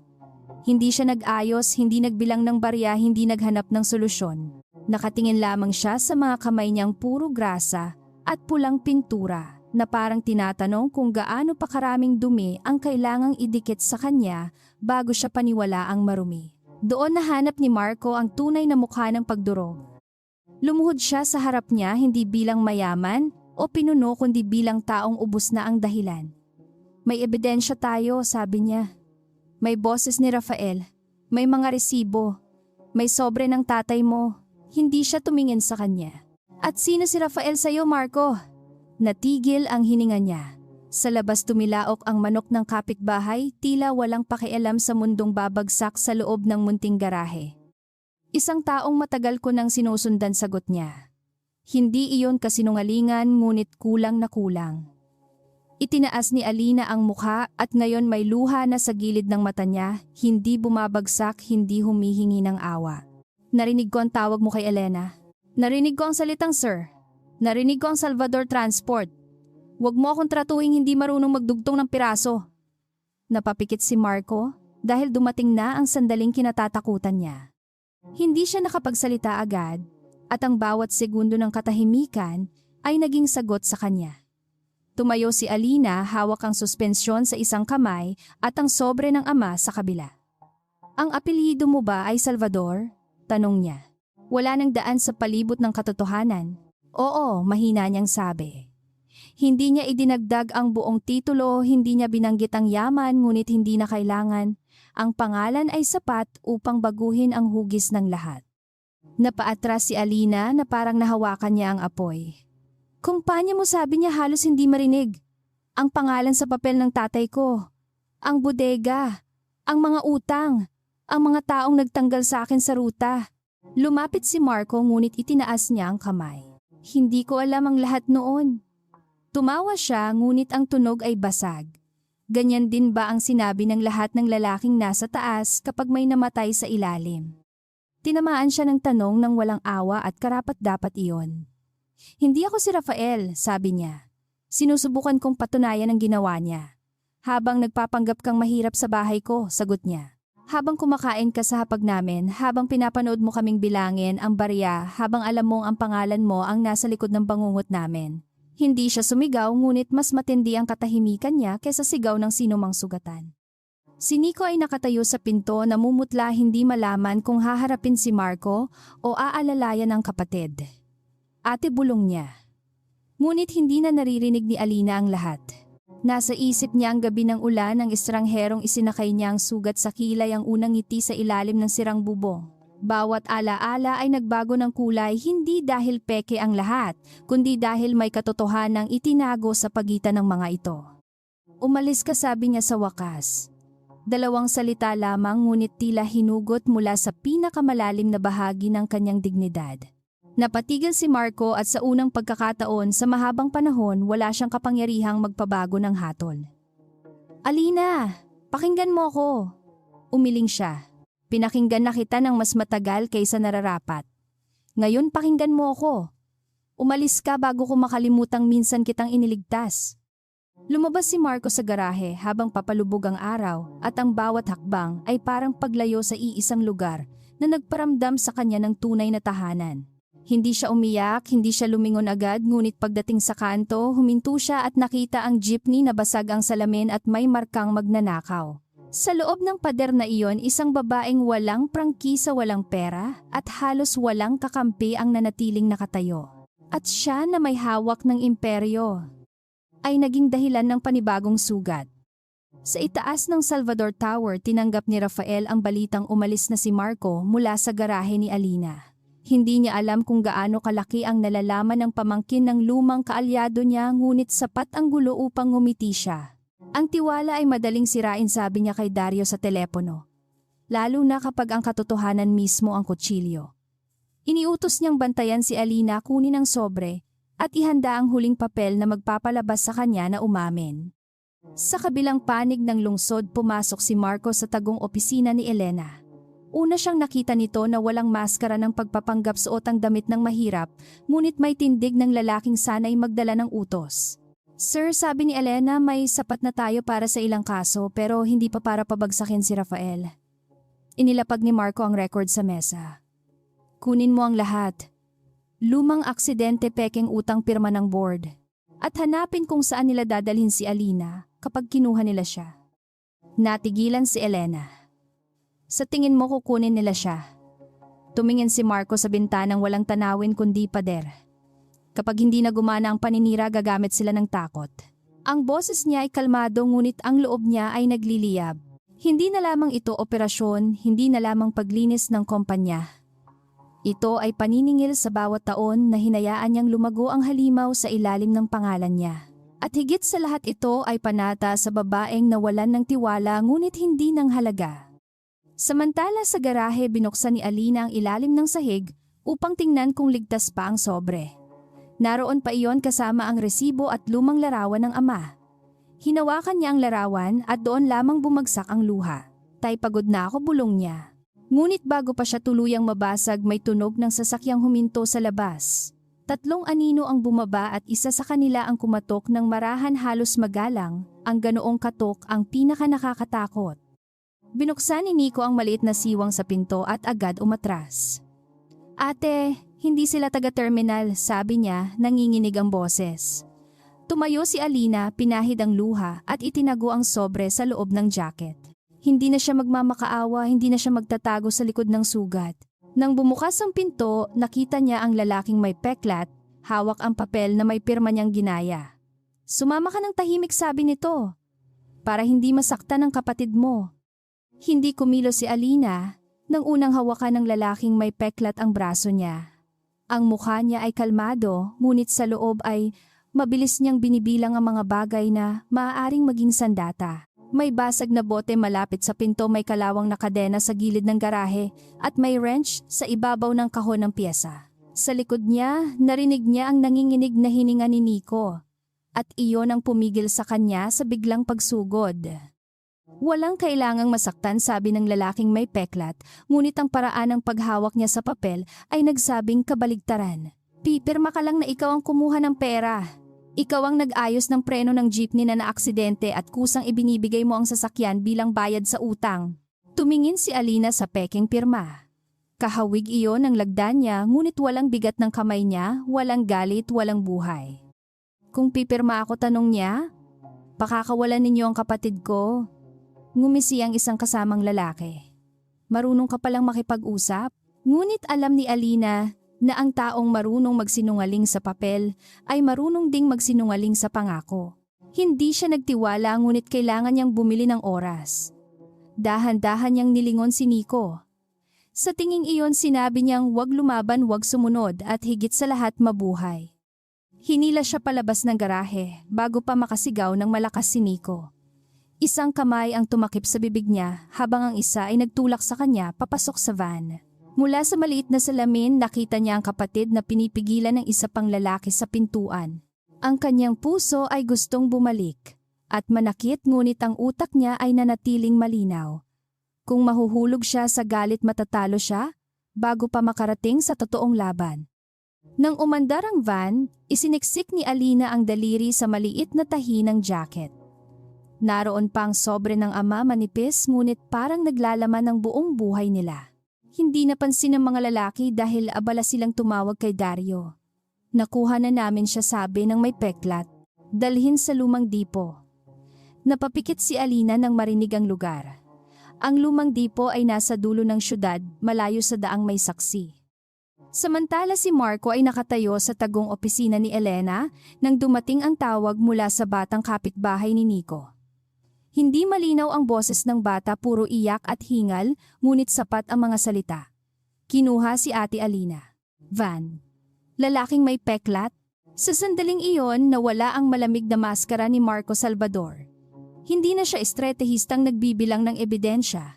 Isa siyang lalaking narinig ang pangalan ng babaeng mahal niya sa bunganga ng panganib. Elena, hanapin ang van, utos niya. Ang boses niya ay mababa, ngunit tumigas ang buong silid. Gamitin ang traffic camera, pribadong bantay, kahit lumang contact sa Port Authority. Tawagan si Attorney Mendez at ihanda ang warrant request, pero wag tayong maghintay sa papel kung mauuna ang kutsilyo. Tumingin si Elena sa kanya, nakita ang CEO na matagal niyang iginagalang. At ang taong ngayon ay handang sunugin ang sariling katahimikan. Sir, kapag kumilos ka ng hayagan, malalaman ni Rafael na buhay ang investigasyon, paalala ni Elena. Napatingin si Marco sa monitor kung saan lumitaw ang unang kuha ng van sa kanto malapit sa garahe. Alam na niya. Ang tanong ay kung sino ang unang makakarating sa kanya, ang batas o ang kayabangan niya. Kinuha niya ang malinis na jacket mula sa silya, ngunit hindi niya hinubad ang kupas na kamiseta. Gusto niyang maalala kung saan nagsimula ang lahat. Sa van, pinanatiling nakayuko si Alina, ngunit hindi nila nakitang binibilang niya ang liko. 4 mula sa garahe hanggang tulay, 2 patungong bodega, mahaba at lubak na daan bago ang lumang dipo. Tinuruan siya ng ama niyang makinig sa makina kapag hindi makita ang daan. Iyon ang dahilan kung bakit kahit nakapiring siya, alam niyang lumiko sila sa kalsadang may basag na semento. Hindi siya bihag na walang laban. Siya ay driver na pansamantalang inalisan ng manibela. Pagdating nila, amoy kalawang at lumang gasolina ang hangin. Inalis ang piring niya sa loob ng isang opisina na may basag na bintana at mesa na puno ng papel. Naroon si Dario nakaupo na parang may-ari ng bawat pader. Sa tabi niya ay may camera, tinta at dokumentong nakahanda. Alina Reyes, sabi niya halos malambing. Kung noon ka pa sumunod, hindi sana tayo napunta sa ganito. Kung noon ka pa tumigil, sagot ni Alina, baka hindi ka nagmukhang asong nagbabantay sa buto ng iba. Biglang tumayo si Dario at sumalpok ang palad niya sa mesa. Ngunit hindi niya ito sinaktan agad. May kailangan siya. Iyon ang tanda na may puwang pa para lumaban. Inilapag niya ang papel sa harap niya. Pirmahan mo. Sabihin mo sa kamera na nagsinungaling ka tungkol sa terminal at hindi ka sinaktan ni Numan. Tumingin si Alina sa kamera, saka sa papel, saka sa mga lalaking nasa pinto. At pagkatapos tanong niya, Pagkatapos makakauwi ka, sabi ni Dario. Ngumiti siya ng mapait. Hindi ka mahusay magsinungaling kapag nagmamadali ka.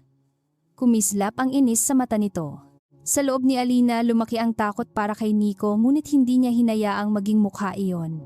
Ang takot kapag nakita ng kaaway ay nagiging tali sa leeg. Mula sa labas ng dipo gumalaw ang dalawang sasakyang walang ilaw.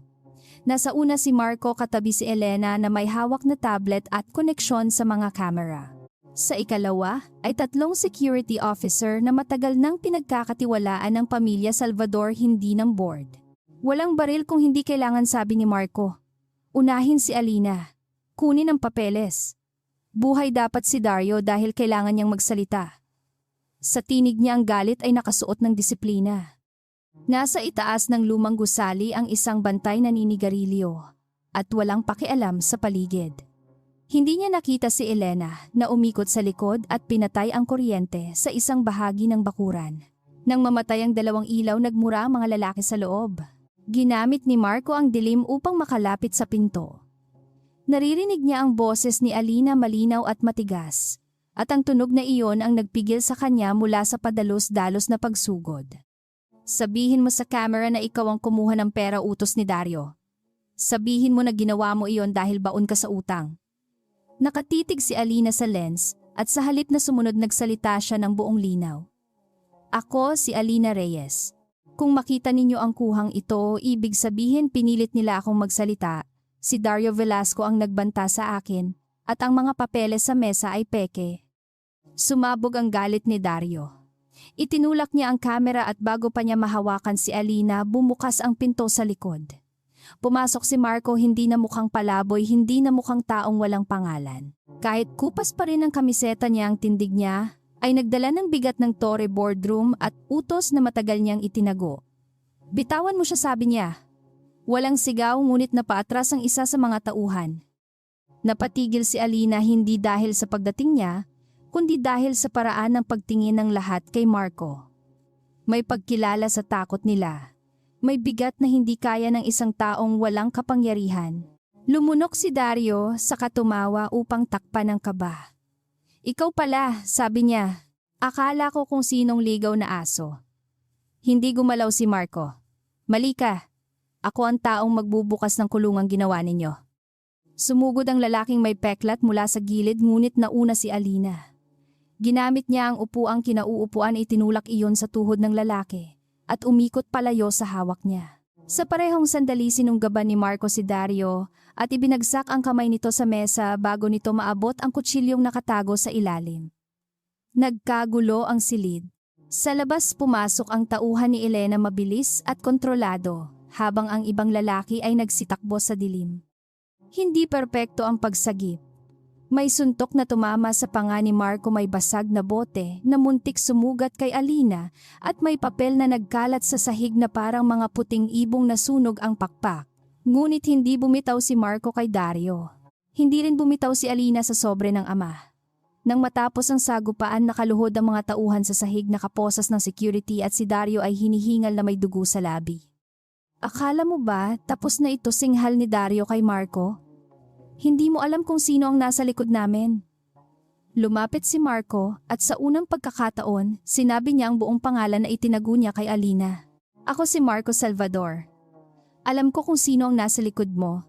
At ngayong gabi, sisimulan kong alisin siya sa kumpanyang ginagamit niya bilang sandata. Nanigas ang silid. Ang pangalan ay hindi lamang sagot. Isa itong hatol. Tumingin si Alina sa kanya na parang muling nabasag ang sahig sa ilalim ng mga paa niya. CEO. Salvador.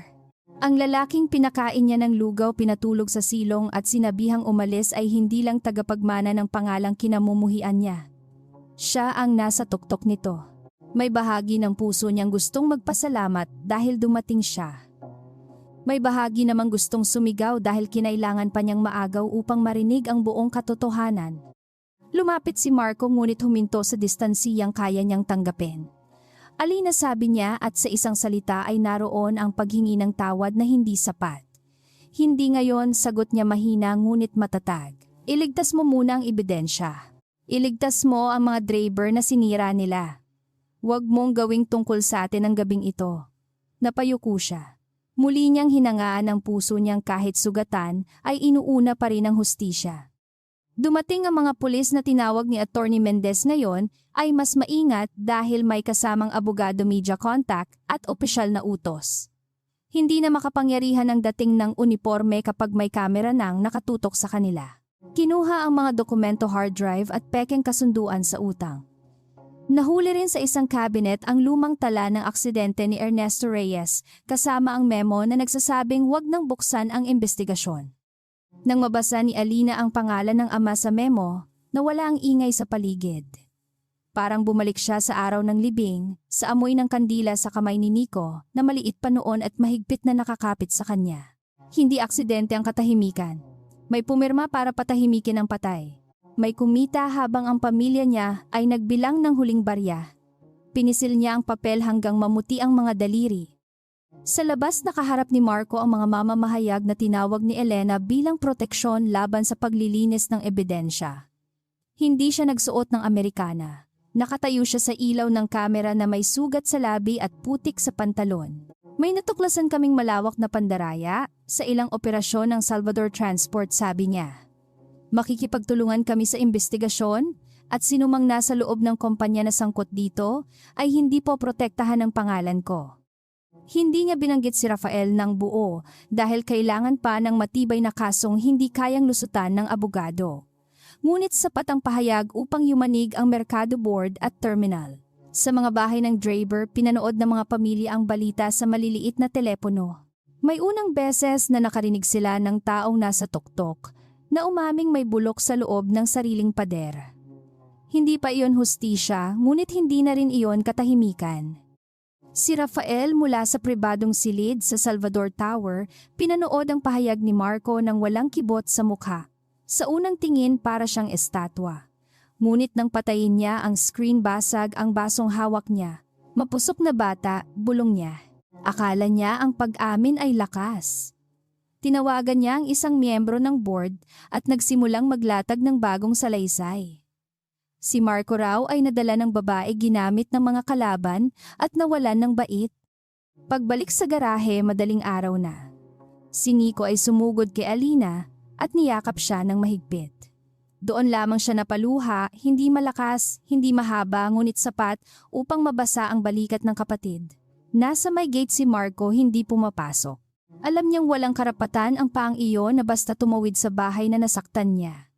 Dumating siyang may convoy at abogado, ngunit sa harap ng pinto ni Alina siya ay muli lamang lalaking naghihintay ng pahintulot. Lumapit si Alina matapos pakalmahin si Nico. Pagod ang mukha niya, may pasa sa braso, ngunit hindi nabali ang tindig. Salamat sa pagligtas sa akin, sabi niya. At galit pa rin ako sa'yo. Tumango si Marco, tinanggap ang dalawang katotohanan ng sabay. Karapatan mo iyon. Sandali siyang tumingin sa jeepney na may pulang pintura pa rin. Aayusin ko ang ginawa nila. Umiling siya. Hindi. Tutulungan mong ayusin. Hindi mo ito pag-aari. Ang simpleng pagwawasto ay tumama sa kanya ng mas malalim kaysa sigaw. Noon sanay siyang isipin na ang pag-ayos ay bagay na ibinababa mula sa taas. Ngayon natutunan niyang ang hustisya ay hindi regalo ng makapangyarihan. Ito ay gawaing dapat salihan ng mga nasugatan. Tama ka, sabi niya. Tutulong ako kung papayagan mo. Hindi sumagot agad si Alina. Sa mata niya may pagod galit at munting apoy na ayaw mamatay. Bukas, sabi niya, pupunta ako sa terminal. Hindi bilang biktima, bilang saksi. Napatingin si Marco sa kanya nang may pag-aalala. Mapanganib pa rin si Rafael. Alam ko, sagot niya. Kaya huwag kang magsinungaling muli. Kung lalaban tayo sa taong ginawang armas ang kasinungalingan, hindi tayo pwedeng magdala ng sarili nating patalim. Ang pangungusap ay malinaw at sa loob ni Marco may pinto ng dating sarili ang tuluyang nagsara. Bago siya pumasok, tumigil si Alina at tumingin sa kanya sa huling pagkakataon sa gabing iyon. Hindi ko alam kung sino ka sa akin ngayon, sabi niya. Estranghero, kaaway, kakampi o lahat ng iyan ng sabay. Pero alam ko kung sino ako. Ako ang anak ni Ernesto Reyes, driver ng jeepney, at hindi nila ako mapipilit lumuhod. Pumasok siya sa bahay, iniwan si Marco sa labas, hawak ang pag-asa na kailangan munang paghirapan bago tawaging pag-ibig. Sa umagang bumalik si Alina sa terminal, ang hangin ay hindi na amoy gasolina lamang. Amoy din iyon ng haka-hakatakot at galit na matagal nang pinakuluan sa ilalim ng araw. Ang mga driver ay nakatayo sa maliliit na grupo nagbubulungan habang tinitingnan ang jeepney niyang may bakas pa ng pulang pintura. Hindi siya naglakad na parang taong humihingi ng habag. Bit-bit niya ang folder ng ebidensya at ang pangalan ng ama sa dibdib. Nasa kabilang bahagi si Marco, hindi na nagtatago bilang pulubi ngunit hindi rin dumating na mayabang na tagapagligtas. Nakasuot siya ng simpleng damit kasama si Elena at Attorney Mendez habang may ilang tauhan ng seguridad na nanatili sa malayo. Ramdam niya ang mga tingin ng mga tao. Para sa kanila, siya ang apelidong matagal nilang kinatakutan.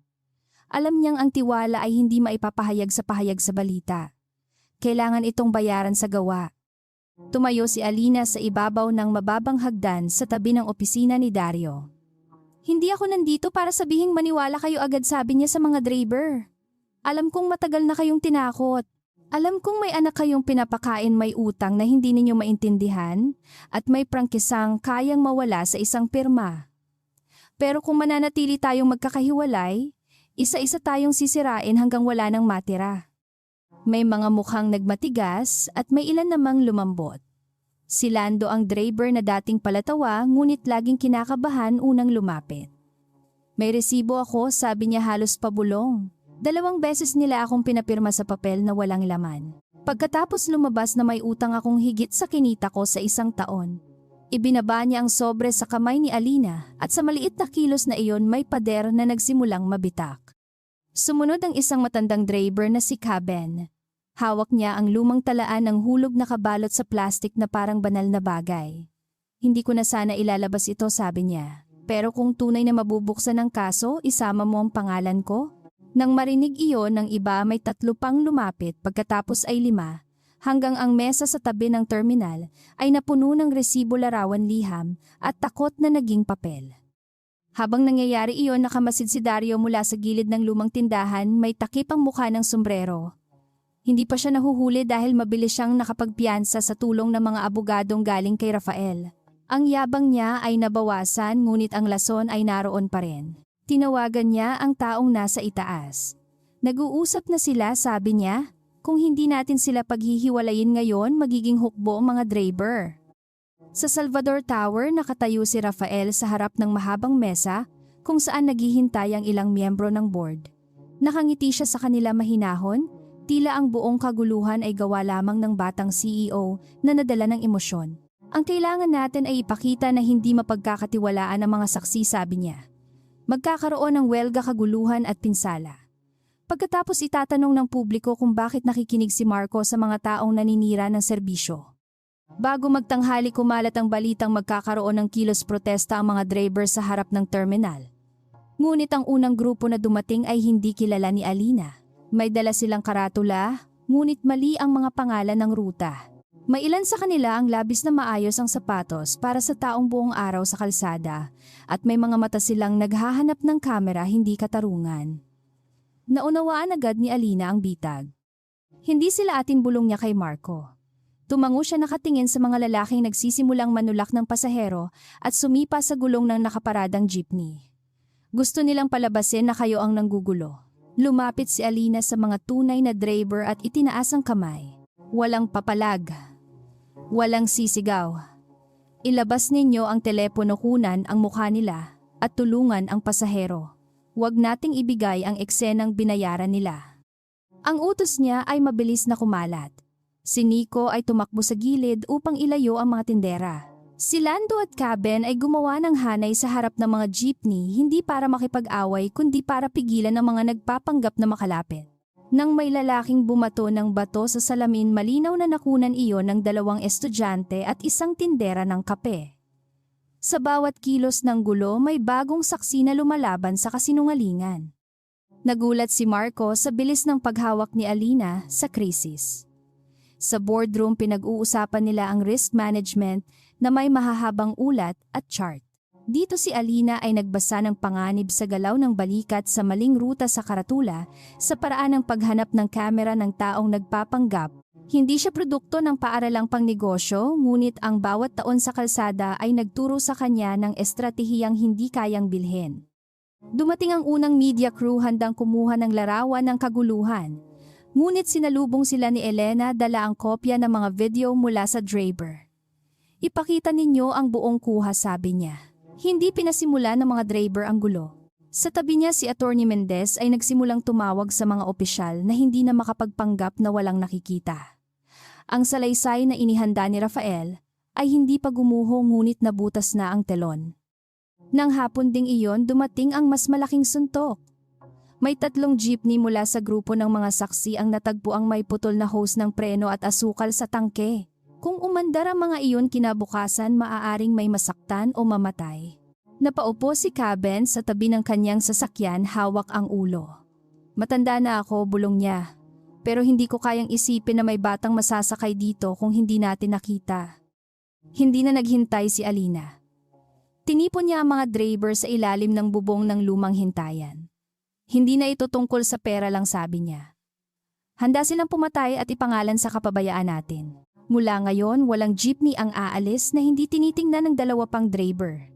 Lahat ng piyesa, lahat ng gasgas, lahat ng kilo sa paligid itatala. Kung gusto nila tayong gawing kriminal, sasagutin natin ang katotohanang may petsa, oras at mukha. Tumayo si Marco sa tabi niya, ngunit hindi kinuha ang sentro. Maglalaan ako ng mekaniko at ligtas na lugar para sa mga sasakyan, sabi niya. May ilang driver na nagtaas ng kilay, kaya idinagdag niya, hindi bilang utos. Bilang pananagutan ng kumpanyang nagkulang sa inyo. Ang tala ninyo ay mananatili sa inyo at ang kopya ay mapupunta sa abogado. Ang pag-iingat sa salita ay napansin ni Alina at kahit hindi pa handa ang puso niya, naramdaman niyang may natututo ito. Sa gabi nagtipon sila sa lumang paaralan sa likod ng simbahan. Doon isa-isang nagbigay ng salaysay ang mga driver, mekaniko, tendera at pasahero. May inang umiyak habang ikinukwento kung paano nawalan ng trabaho ang asawa matapos tumangging magbayad ng dagdag na singil. May batang nagdala ng litrato ng ama niyang napilitan ibenta ang jeepney sa kalahati ng halaga. Ang mga kwento ay parang ulan at bawat patak ay nagdagdag sa baha ng katotohanan. Si Alina ang nakaupo sa gitna hindi bilang hukom kundi tagapakinig. Kapag may nanginginig binibigyan niya ng tubig. Kapag may naguguluhan sa petsa tinutulungan niya itong alalahanin ng pista bagyo o araw ng sweldo. Sa bawat salaysay lumalabas ang parehong pangalan, parehong pirma, parehong lumang bodega at parehong utos mula sa taong hindi direktang humahawak ng dumi. Ang multong nasa likod ng lahat ay lalong nagiging mukha ni Rafael. Bandang hating gabi dumating ang lihim na mensahe kay Marco mula sa isang accountant sa Salvador Transport. May malaking kahon daw ng lumang tala ang ililipat mula sa lumang istasyon kinabukasan bago magmadaling araw. Ang lumang istasyon ay dating sentro ng operasyon ng kumpanya, ngayon ay nakatiwangwang malapit sa riles na hindi na ginagamit. Kung totoo ang impormasyon, naroon ang orihinal na ledger ng mga peking utang at listahan ng binayarang opisyal. Ipinakita ni Marco ang mensahe kay Alina. Hindi siya nagtanong kung sasama ito dahil alam niya ang sagot. Ito ang lugar na pinakadelikado, sabi niya. Dario ang maglilipat. Posibleng may tauhan si Rafael. Tumingin si Alina sa folder ng ama pagkatapos sa mga driver na natutulog sa upuan dahil pagod na pagod sa pagbibigay salaysay. Kung naroon ang katotohanan, sagot niya, hindi ko hahayaang sunugin nila iyon habang naghihintay tayo sa pahintulot. Bago sumikat ang araw, dumating sila sa lumang istasyon. Ang gusali ay parang hayop na matagal ng patay, ngunit may ngiping natitira, may bubong na butas, bintanang basag at sahig na puno ng alikabok. Kasama nila sina Elena Nicolando, Caben, Attorney Mendez at 2 mekanikong dating sundalo. Hindi sila hukbo ngunit may hawak silang ilaw, camera at tapang na pinanday ng maraming taong pagtitiis. Sa loob nakita nila ang sariwang bakas ng gulong at amoy ng gasolina. May nauna bulong ni Nico. Humigpit ang mukha ni Alina. Sa dulo ng pasilyo may ilaw na gumagalaw at boses na nagmumura. Sumilip sila sa lumang ticket hall at nakita si Dario kasama ang 4 na lalaki. May mga kahon ng papeles sa gitna at isa sa mga lalaki ang nagbubuhos ng gasolina sa paligid. Hindi paglilipat ang plano. kapag sunog iyon. Kapag nawala ito, wala na silang mahahawakan. Sabi ni Dario, nanginginig ang boses ngunit pilit na matapang. Sa kamay niya ay may lighter. Sa likod ng lumang poste itinaas ni Marco ang kamay upang pigilan ang lahat. Kailangan nilang makuhanan ng kilos at mailigtas ang papeles. Ngunit si Nico nang makita ang kahong may pangalan ni Ernesto Reyes muntik nang sumugod. Nahawakan siya ni Alina sa braso bago siya makalabas. Ako ang lalabas, bulong ni Alina. Napailing si Marco. Hindi. Tumingin siya rito matalim ngunit walang galit. Kailangan niya akong makita. Kapag ikaw ang lumabas, susunugin niya agad. Kapag ako magsasalita siya. Iyan ang gusto niyang makitang natatakot ako. Walang oras upang makipagtalo. Nakita ni Marco sa mukha niya ang parehong tapang noong unang gabi. Ngunit ngayon, alam na niyang ang pagprotekta sa kanya ay hindi palaging pagharang sa daan niya. Lumabas si Alina mula sa dilim, nakataas ang dalawang kamay ngunit tuwid ang balikat. Dario, sabi niya, malinaw ang tinig sa loob ng hungkag na istasyon. Napalingon ang lahat. Nanlaki ang mata ni Dario pagkatapos ay ngumiti na parang sugatang aso. Hindi ka talaga marunong tumigil. Lumapit siya sa kahon at itinaas ang lighter. Isang pitik lang, Alina. Lahat ng kwento mo usok. Lahat ng luha mo abo. Kung susunugin mo iyan, hindi mo sinusunog ang kasalanan nila, sagot niya. Sinusunog mo ang huling pagkakataon mong hindi malunod kasama nila. Natawa si Dario ngunit may kaba sa likod ng tunog. Akala mo ililigtas ka ni Marco Salvador, ginagamit ka lang niya. Kapag tapos na ang drama, babalik siya sa tore niya at ikaw sa putik. Mula sa likod narinig iyon ni Marco at hindi siya nasaktan para sa sarili. Natakot siya na baka totoo iyon sa pandinig ni Alina. Ngunit hindi lumingon si Alina. Maaaring bumalik siya sa tore, sabi niya. Maaaring bumalik ako sa jeepney. Pero ikaw, Dario, saan ka babalik kapag wala ka ng taong tinatakot? Natigilan ang lalaki at sa maliit na sandaling iyon kumilos si Elena. Pinadala niya sa pulis at media ang live video mula sa kamera ni Lando. Si Attorney Mendez naman ay nagpadala ng lokasyon at kahilingan ng agarang pagpasok dahil may banta ng pagsira sa ebidensya. Sumugod ang isa sa mga tauhan ni Dario upang dakpin si Alina ngunit sinalubong siya ni Caben gamit ang kahoy na tungkod.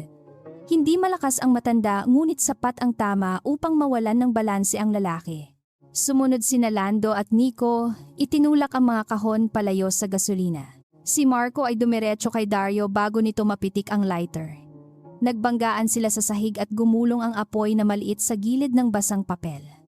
Isang guhit ng apoy ang kumalat sa gasolina, mabilis ngunit hindi pa malaki. Sumigaw si Elena at ang dalawang mekaniko ay nagbuhos ng buhangin mula sa lumang drum. Si Alina naman ay hinila ang kahong may pangalan ng ama, hindi ininda ang usok na pumasok sa baga. Nico ay tumulong, umiiyak habang niyayakap ang kahon na parang katawan ng patay. Sa gitna ng usok ang nakaraan ay halos muling mawala ngunit hindi na nila ito pinabayaan. Nang dumating ang pulis, hindi na nila kayang baliwalain ang lahat. May live video, may saksi, may papeles na hawak ng abogado at may Dario na nakaluhod habang hawak ni Marco ang braso nito. Sabihin mo sa kanila, mariing sabi ni Marco. Sabihin mo kung sino ang nag-utos. Dumura si Dario sa sahig, ngunit nang makita niyang tuluyan siyang iniwan ng mga tauhan at paparating ang kamera, nabasag ang yabang niya. Si Rafael, singhal niya parang pangalan na matagal nang nakabara sa lalamunan. Si Rafael Soriano ang nagbigay ng listahan. Siya ang may hawak ng board ng inspektor ng pulis ng lumang kaso. Ako ang naningil pero siya ang nagpasulat ng mga utang. Tumahimik ang buong istasyon. Kahit ang usok ay tila huminto. Sa mukha ni Marco walang tagumpay. May sakit lamang ng pagkumpirmang ang halimaw ay matagal nang nakaupo sa sariling hapag. Sa Salvador Tower, pinanood ni Rafael sa telepono ang pagkalat ng live video. Sa unang pagkakataon, nawala ang mahinahong maskara niya. Tinawagan niya ang ilang opisyal ngunit may hindi sumagot. Tinawagan niya ang board ngunit may abogadong nagbigay ng payong manahimik muna. Ang kapangyarihang inakala niyang bakal ay naging papel sa harap ng apoy na siya mismo ang nagpasimula, ngunit hindi siya sumuko. Ang taong sanay maghari ay bihirang marunong tumanggap ng wakas. Sa lumang istasyon, umupo si Alina sa hagdan, hawak ang isang pahina mula sa kahon ng ama. Naroon ang memo na nag-uutos na huwag buksan ang investigasyon sa aksidente ni Ernesto Reyes. Sa ilalim naroon ang pirma ni Rafael at pirma ng dalawang opisyal. Hindi siya umiyak agad. Tinitigan niya lamang iyon hanggang ang galit ay dahan-dahang naging lungkot na mas malalim, mas tahimik at mas matibay kaysa anumang sigaw. Lumapit si Marco at naupo sa isang baitang na mas mababa sapat ang layo upang hindi niya isipin na inaangkin nito ang sandali. Patawad, sabi niya. Hindi para matapos ang galit mo. Patawad dahil ang pangalan ko ay naging bubong ng mga taong gumawa nito. Matagal siyang hindi sumagot. Sa huli, sinabi niya, "Hindi ka ang pumatay sa tatay ko. Pero minana mo ang bahay kung saan itinago ang kutsilyo." Tinanggap ni Marco ang pangungusap ng walang pagtatanggol. Kaya sisirain ko ang bahay na iyon kung kailangan.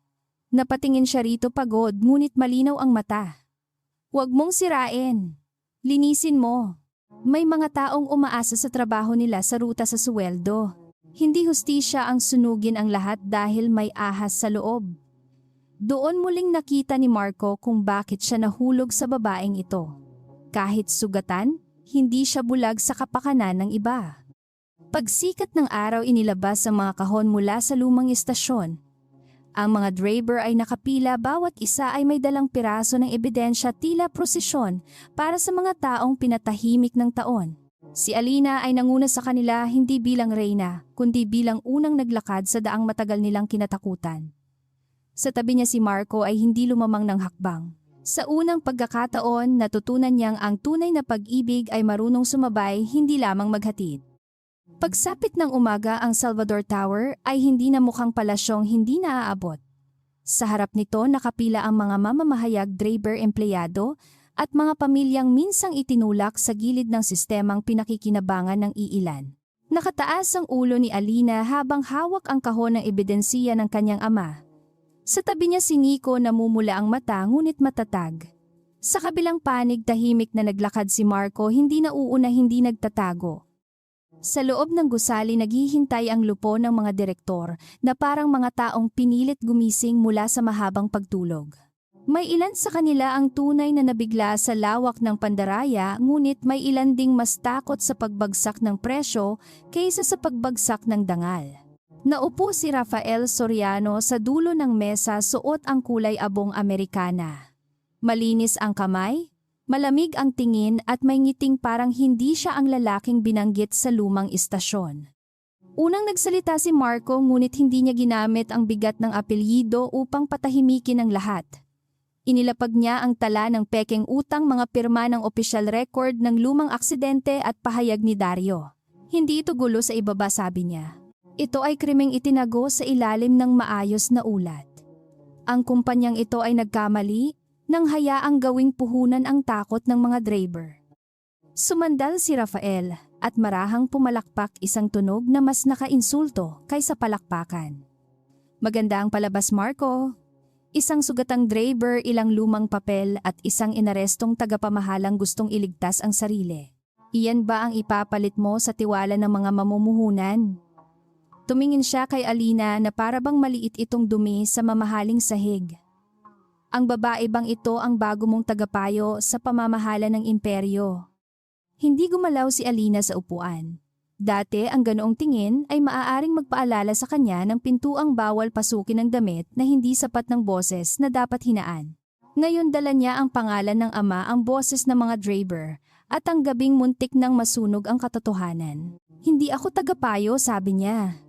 Ako ang taong nakita ninyo bilang-bilang lamang sa talaan at narito ako upang sabihin na buhay ang bawat bilang na sinira ninyo. Pumasok si Elena, dala ang huling salansa ng dokumento mula sa panloob na pagsusuri. Sa mukha niya ay pagod ngunit malinaw ang tagumpay.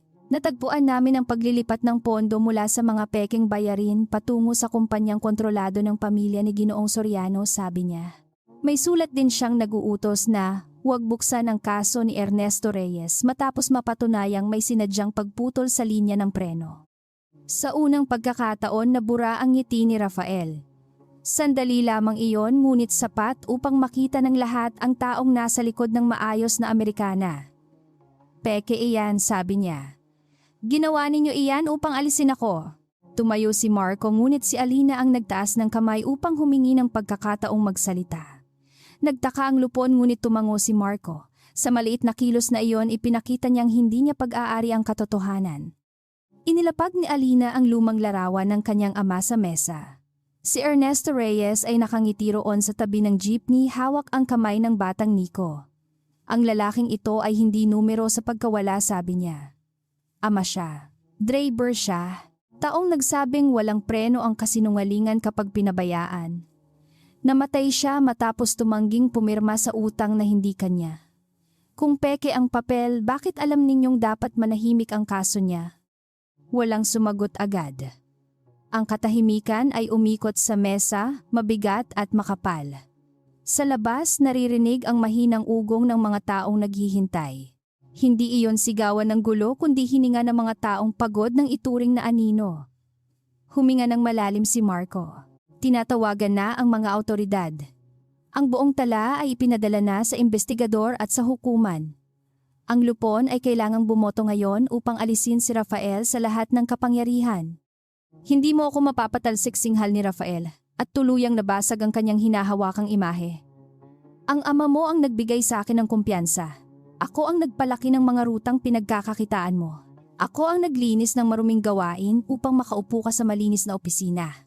Huwag kang magmalinis sa harap ng babaeng ito. Kung may kasalanan ako na kinabang ang pangalan mo sa bawat taon nito. Ang mga salita ay parang patalim na sinadyang itarak sa bahagi ni Marco na matagal nang may sugat. Hindi siya agad sumagot at nakita iyon ni Alina. May dati siyang galit sa kanya, ngunit ngayon naunawaan niya ang bigat ng pagmamana ng bahay na may nakatagong bangkay sa silong. Hindi niya inabot ang kamay nito sapagkat hindi ito sandali ng pag-aliw. Ngunit nanatili siya sa tabi sapat upang ipaalalang hindi na siya nag-iisa. Tama ka sa isang bagay, sabi ni Marco. Nakinabang ang pangalan ko sa katahimikan. Iyon ang dahilan kung bakit hindi sapat ang alisin ka. Ibabalik namin ang ninakaw, bubuksan ang lahat ng kontrata at haharapin ko ang pananagutan ng kumpanya sa korte at sa publiko. Ngunit hindi na ako papayag na gamitin ang kahihiyan upang pagtakpan ang krimen mo. Ang kanyang tinig ay hindi sumigaw, ngunit tumagos ito sa bawat upuan. Sunod-sunod na bumoto ang mga direktor. May ilan na nag-alangan, ngunit nang lumabas sa malaking salamin ang kuha ni Dario na umaaming si Rafael ang nag-utos, wala nang ligtas na pagtatago. Isa-isa nilang itinaas ang kamay upang alisin si Rafael sa tungkulin at isuko ang mga records sa awtoridad. Nang pumasok ang mga opisyal upang dalhin siya, hindi na siya mukhang hari. Mukha siyang lalaking hindi sanay marinig ang sariling wakas. Bago siya lumabas, tumigil si Rafael sa tabi ni Alina. Akala mo panalo ka na, bulong niya, may lason pa rin sa tinig. Ang mundong ito ay laging hahanap ng bagong Soriano. Tiningnan siya ni Alina nang hindi umiwas. Maaaring totoo, kaya hindi kami titigil sa pagbabantay. Pagkatapos ay lumakad siya palayo at sa unang pagkakataon ang lalaking dating nagpasulat ng kapalaran ng iba ay walang natanggap na takot mula sa babaeng minamaliit niya. Ang balita ng pagbagsak ni Rafael ay kumalat bago pa matapos ang tanghali. Sa terminal may mga driver na umiyak, nang tahimik may nagdasal sa gilid ng tindahan at may ilan namang nanatiling maingat dahil alam nilang hindi bumubuti ang buhay sa isang araw lamang. Ngunit nang alisin ang pulang marka sa jeepney ni Alina, nagpalakpakan ng mga tao. Hindi iyon palakpak para sa sasakyan. Palakpak iyon para sa karapatang muling umandar. Hindi agad nagdiwang si Alina. Umuwi siya sa garahe, umupo sa loob ng jeepney at hinawakan ang manibela na parang kamay ng ama. Naroon pa rin ang gasgas, ang bakas ng pintura at ang lumang amoy ng langis. Ngunit sa unang pagkakataon mula nang mamatay si Ernesto, hindi niya naramdaman na nag-iisa siyang nagbabantay sa alaala nito. Sa labas si Nico ay naglilinis ng salamin habang pasimpleng pinupunasan ng luha. Lumapit si Marco sa bukas na pinto, dala ang makapal na folder ng bagong kasunduan. Hindi ito kabayaran sa sakit, sabi niya bago pa siya pagdudahan. Plano ito para sa mga driver. Pagbabalik ng sobrang singil, pagbura sa peking utang, libreng inspeksyon ng sasakyan at lupon ng mga driver na may boto sa pamamahala ng ruta. Ibinaba niya ang folder sa upuan, ngunit hindi niya itinulak papunta sa kanya. Natuto na siyang hindi ipilit ang tulong. Binuklat ni Alina ang unang pahina. Maingat ang mga salita, hindi pangako lamang sa entablado. May pondo para sa pamilya ng mga nasaktan, scholarship para sa mga anak ng Draper at muling pagbubukas ng kaso ng mga lumang aksidente. Sino ang nag-isip nito? Tanong niya. Marami, sagot ni Marco. Elena, abogado, ilang Draper at ako. Pero may puwang pa. Kailangan ng boses mo kung papayag kang tumulong.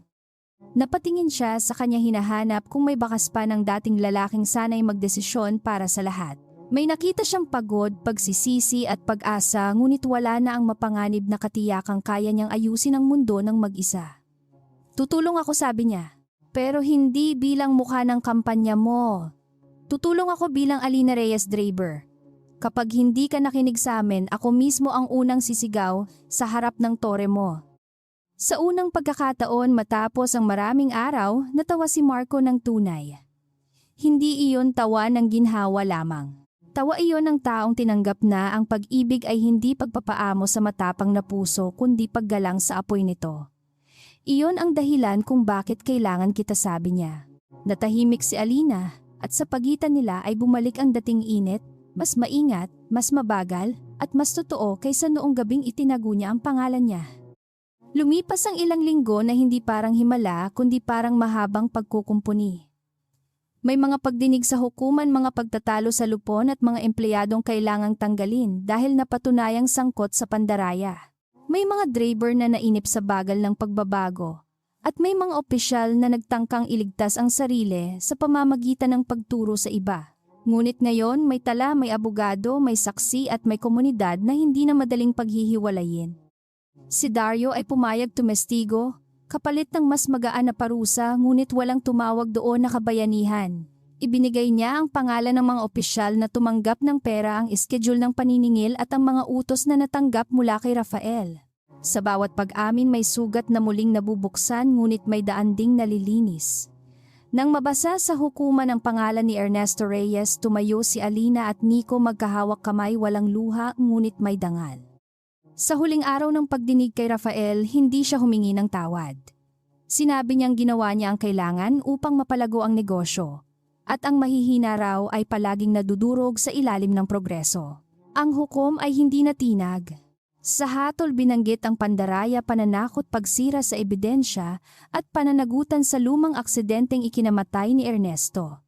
Nang dalhin si Rafael palabas, hindi siya nilingon ni Alina. Ibinigay niya ang huling tingin sa ama, sa larawan, hindi sa kaaway. Pagkatapos ng hatol, nagpunta si Alina sa puntod ni Ernesto.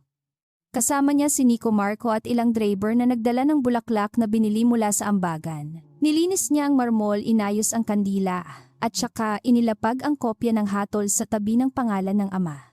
Tay, bulong niya, hindi ka pabaya. Hindi ka sinungaling. Narinig ka namin sa huli.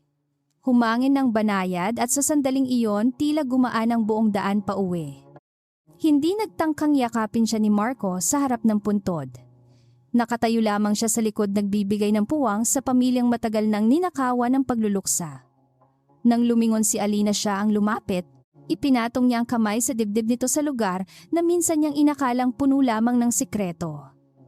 Hindi pa ako tapos magalit, sabi niya. Alam ko, sagot niya. Hindi rin ako tapos magbayad sa mga maling hindi ko nakita. Hindi pagbayad ang gusto ko sa'yo, sabi ni Alina. Gusto ko ng katotohanan kahit pangit. Gusto ko ng paggalang kahit hindi tayo magkasundo. At kung mamahalin mo ako, wag mo akong gawing dahilan ng pagbabago mo. Magbago ka dahil iyon ang tama kahit wala ako. Napapikit si Marco, sandali tinanggap ang bigat ng pag-ibig na hindi naghahanap ng alipin. Mahal kita, sabi niya. At oo, magbabago ako kahit hindi mo ko piliin. Doon lamang lumambot ang mukha niya. Hindi ito ang uri ng pag-ibig na biglang nagpapalimot sa sakit.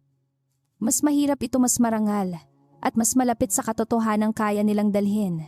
Hindi ko pa alam kung paano maging bahagi ng mundo mo, sabi niya. At hindi ko hihilingin iyon, sagot niya. Gagawa tayo ng daang pwedeng lakaran ng pareho o maghihintay ako sa hintuan hanggang handa ka. Napangiti siya, maliit ngunit maliwanag. Makalipas ang 3 buwan, binuksan ang unang ruta ng bagong programang pangkomunidad. Hindi ito marangyang seremonya kahit may ilang mamamahayag at opisyal na dumalo.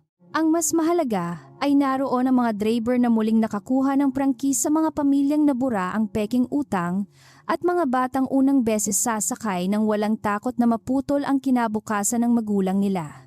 Sa harap ng lahat nakatayo ang jeepney ni Alina, bagong pintura ngunit hindi binura ang lumang gasgas. Pinili ni Alina na siya ang unang magmaneho. May nagtanong kung bakit hindi na lamang siya umupo sa opisina ng bagong lupon ng driver yamang may pwesto siyang naghihintay. Ngumiti siya at hinawakan ang manibela. Dahil ang pagbabalik sa daan ay hindi pagbalik sa kahirapan, sabi niya. Ito ang patunay na walang sinumang makapag-aalis sa akin ng lugar na pinili kong mahalin. Sumakay ang mga pasahero at ang unang barya ay tumunog na parang kampana. Si Marco ay sumakay sa likuran, nagbayad ng tamang pamasahe at hindi humingi ng espesyal na upuan. Napansin iyon ni Nico at tinukso siya. May sukli ka pa, sir. Umiling si Marco at ngumiti. Pasahero lang ako ngayon. Mula sa salamin nakita ni Alina ang ngiti niya at sa pagkakataong iyon ay hindi na ito puno ng lihim. May mga sugat pa rin sa pagitan nila ngunit hindi na iyon pader. Mga marka na iyon ng daang nalagpasan. Umandar ang jeepney sa kalsadang minsang naging lugar ng takot. Dumaan sila sa palengke sa tulay sa ilalim ng gusaling minsang tila hindi naaabot. Kumaway ang mga tindera, estudyante at driver sa bawat kanto. Hindi na perpekto ang lungsod. May kahirapan pa ring may taong susubok pa ring man lamang at may mga araw na babalik ang pagod. Ngunit may nagbago. May mga mata nang nakabukas at may mga kamay nang hindi basta bibitaw. Sa dulo ng ruta huminto si Alina sa tabi ng ilog kung saan minsang nagtago sila ni Marco mula sa mga humahabol. Bumaba ang mga pasahero at sandaling naiwan silang dalawa sa loob. Lumapit si Marco sa harap ngunit nanatili sa tabi ng upuan, hindi kinukuha ang lugar niya. Maaari ba akong sumabay hanggang sa susunod na hintuan, tanong niya. Tumingin si Alina sa kanya, matagal sinusukat hindi ang lihim, kundi ang katapatan. Basta magbabayad ka, sagot niya. At basta kapag naligaw ka uli, sasabihin mo na agad ang tunay mong pangalan. Tumawa siya at sa tunog na iyon ay natanggal ang huling bigat ng gabing nagsimula sa ulan. Inabot niya ang barya ngunit kasama nito ang isang maliit na susi. Hindi susi ng tore, hindi susi ng mansyon, kundi susi ng bagong opisina ng lupon ng driver. Para sa'yo, sabi niya. Kung tatanggapin mo bilang tungkulin, hindi regalo. Tinanggap ni Alina ang susi, pinagmasdan iyon, saka inilagay sa tabi ng larawan ng ama sa dashboard. Tungkulin, sabi niya. Pagkatapos bago pa makapagsalita si Marco, hinawakan niya ang kamay nito. Hindi iyon paglimot, hindi iyon pagsuko. Iyon ay pagpili. Sa labas sumikat ang araw sa bubong ng jeepney at ang lumang sasakyan ay nagningning na parang bagong pangako. Sa loob, dalawang pusong sugatan ang natutong umusad ng magkatabi. Muling umandar ang makina, matanda, ngunit matatag, at tumakbo ang jeepney papunta sa susunod na kanto. Hindi na estranghero si Marco sa mundong sinasakyan niya. Hindi na biktima si Alina sa daang tinatahak niya. Sa bawat ikot ng gulong dala nila ang alaala ng mga nasaktan ng aral ng katotohanan at ang pag-ibig na hindi binili ng yaman kundi pinanday sa panganib. Sa dulo hindi sila iniligtas ng kapalaran. Sila mismo ang nagmaneho patungo sa liwanag.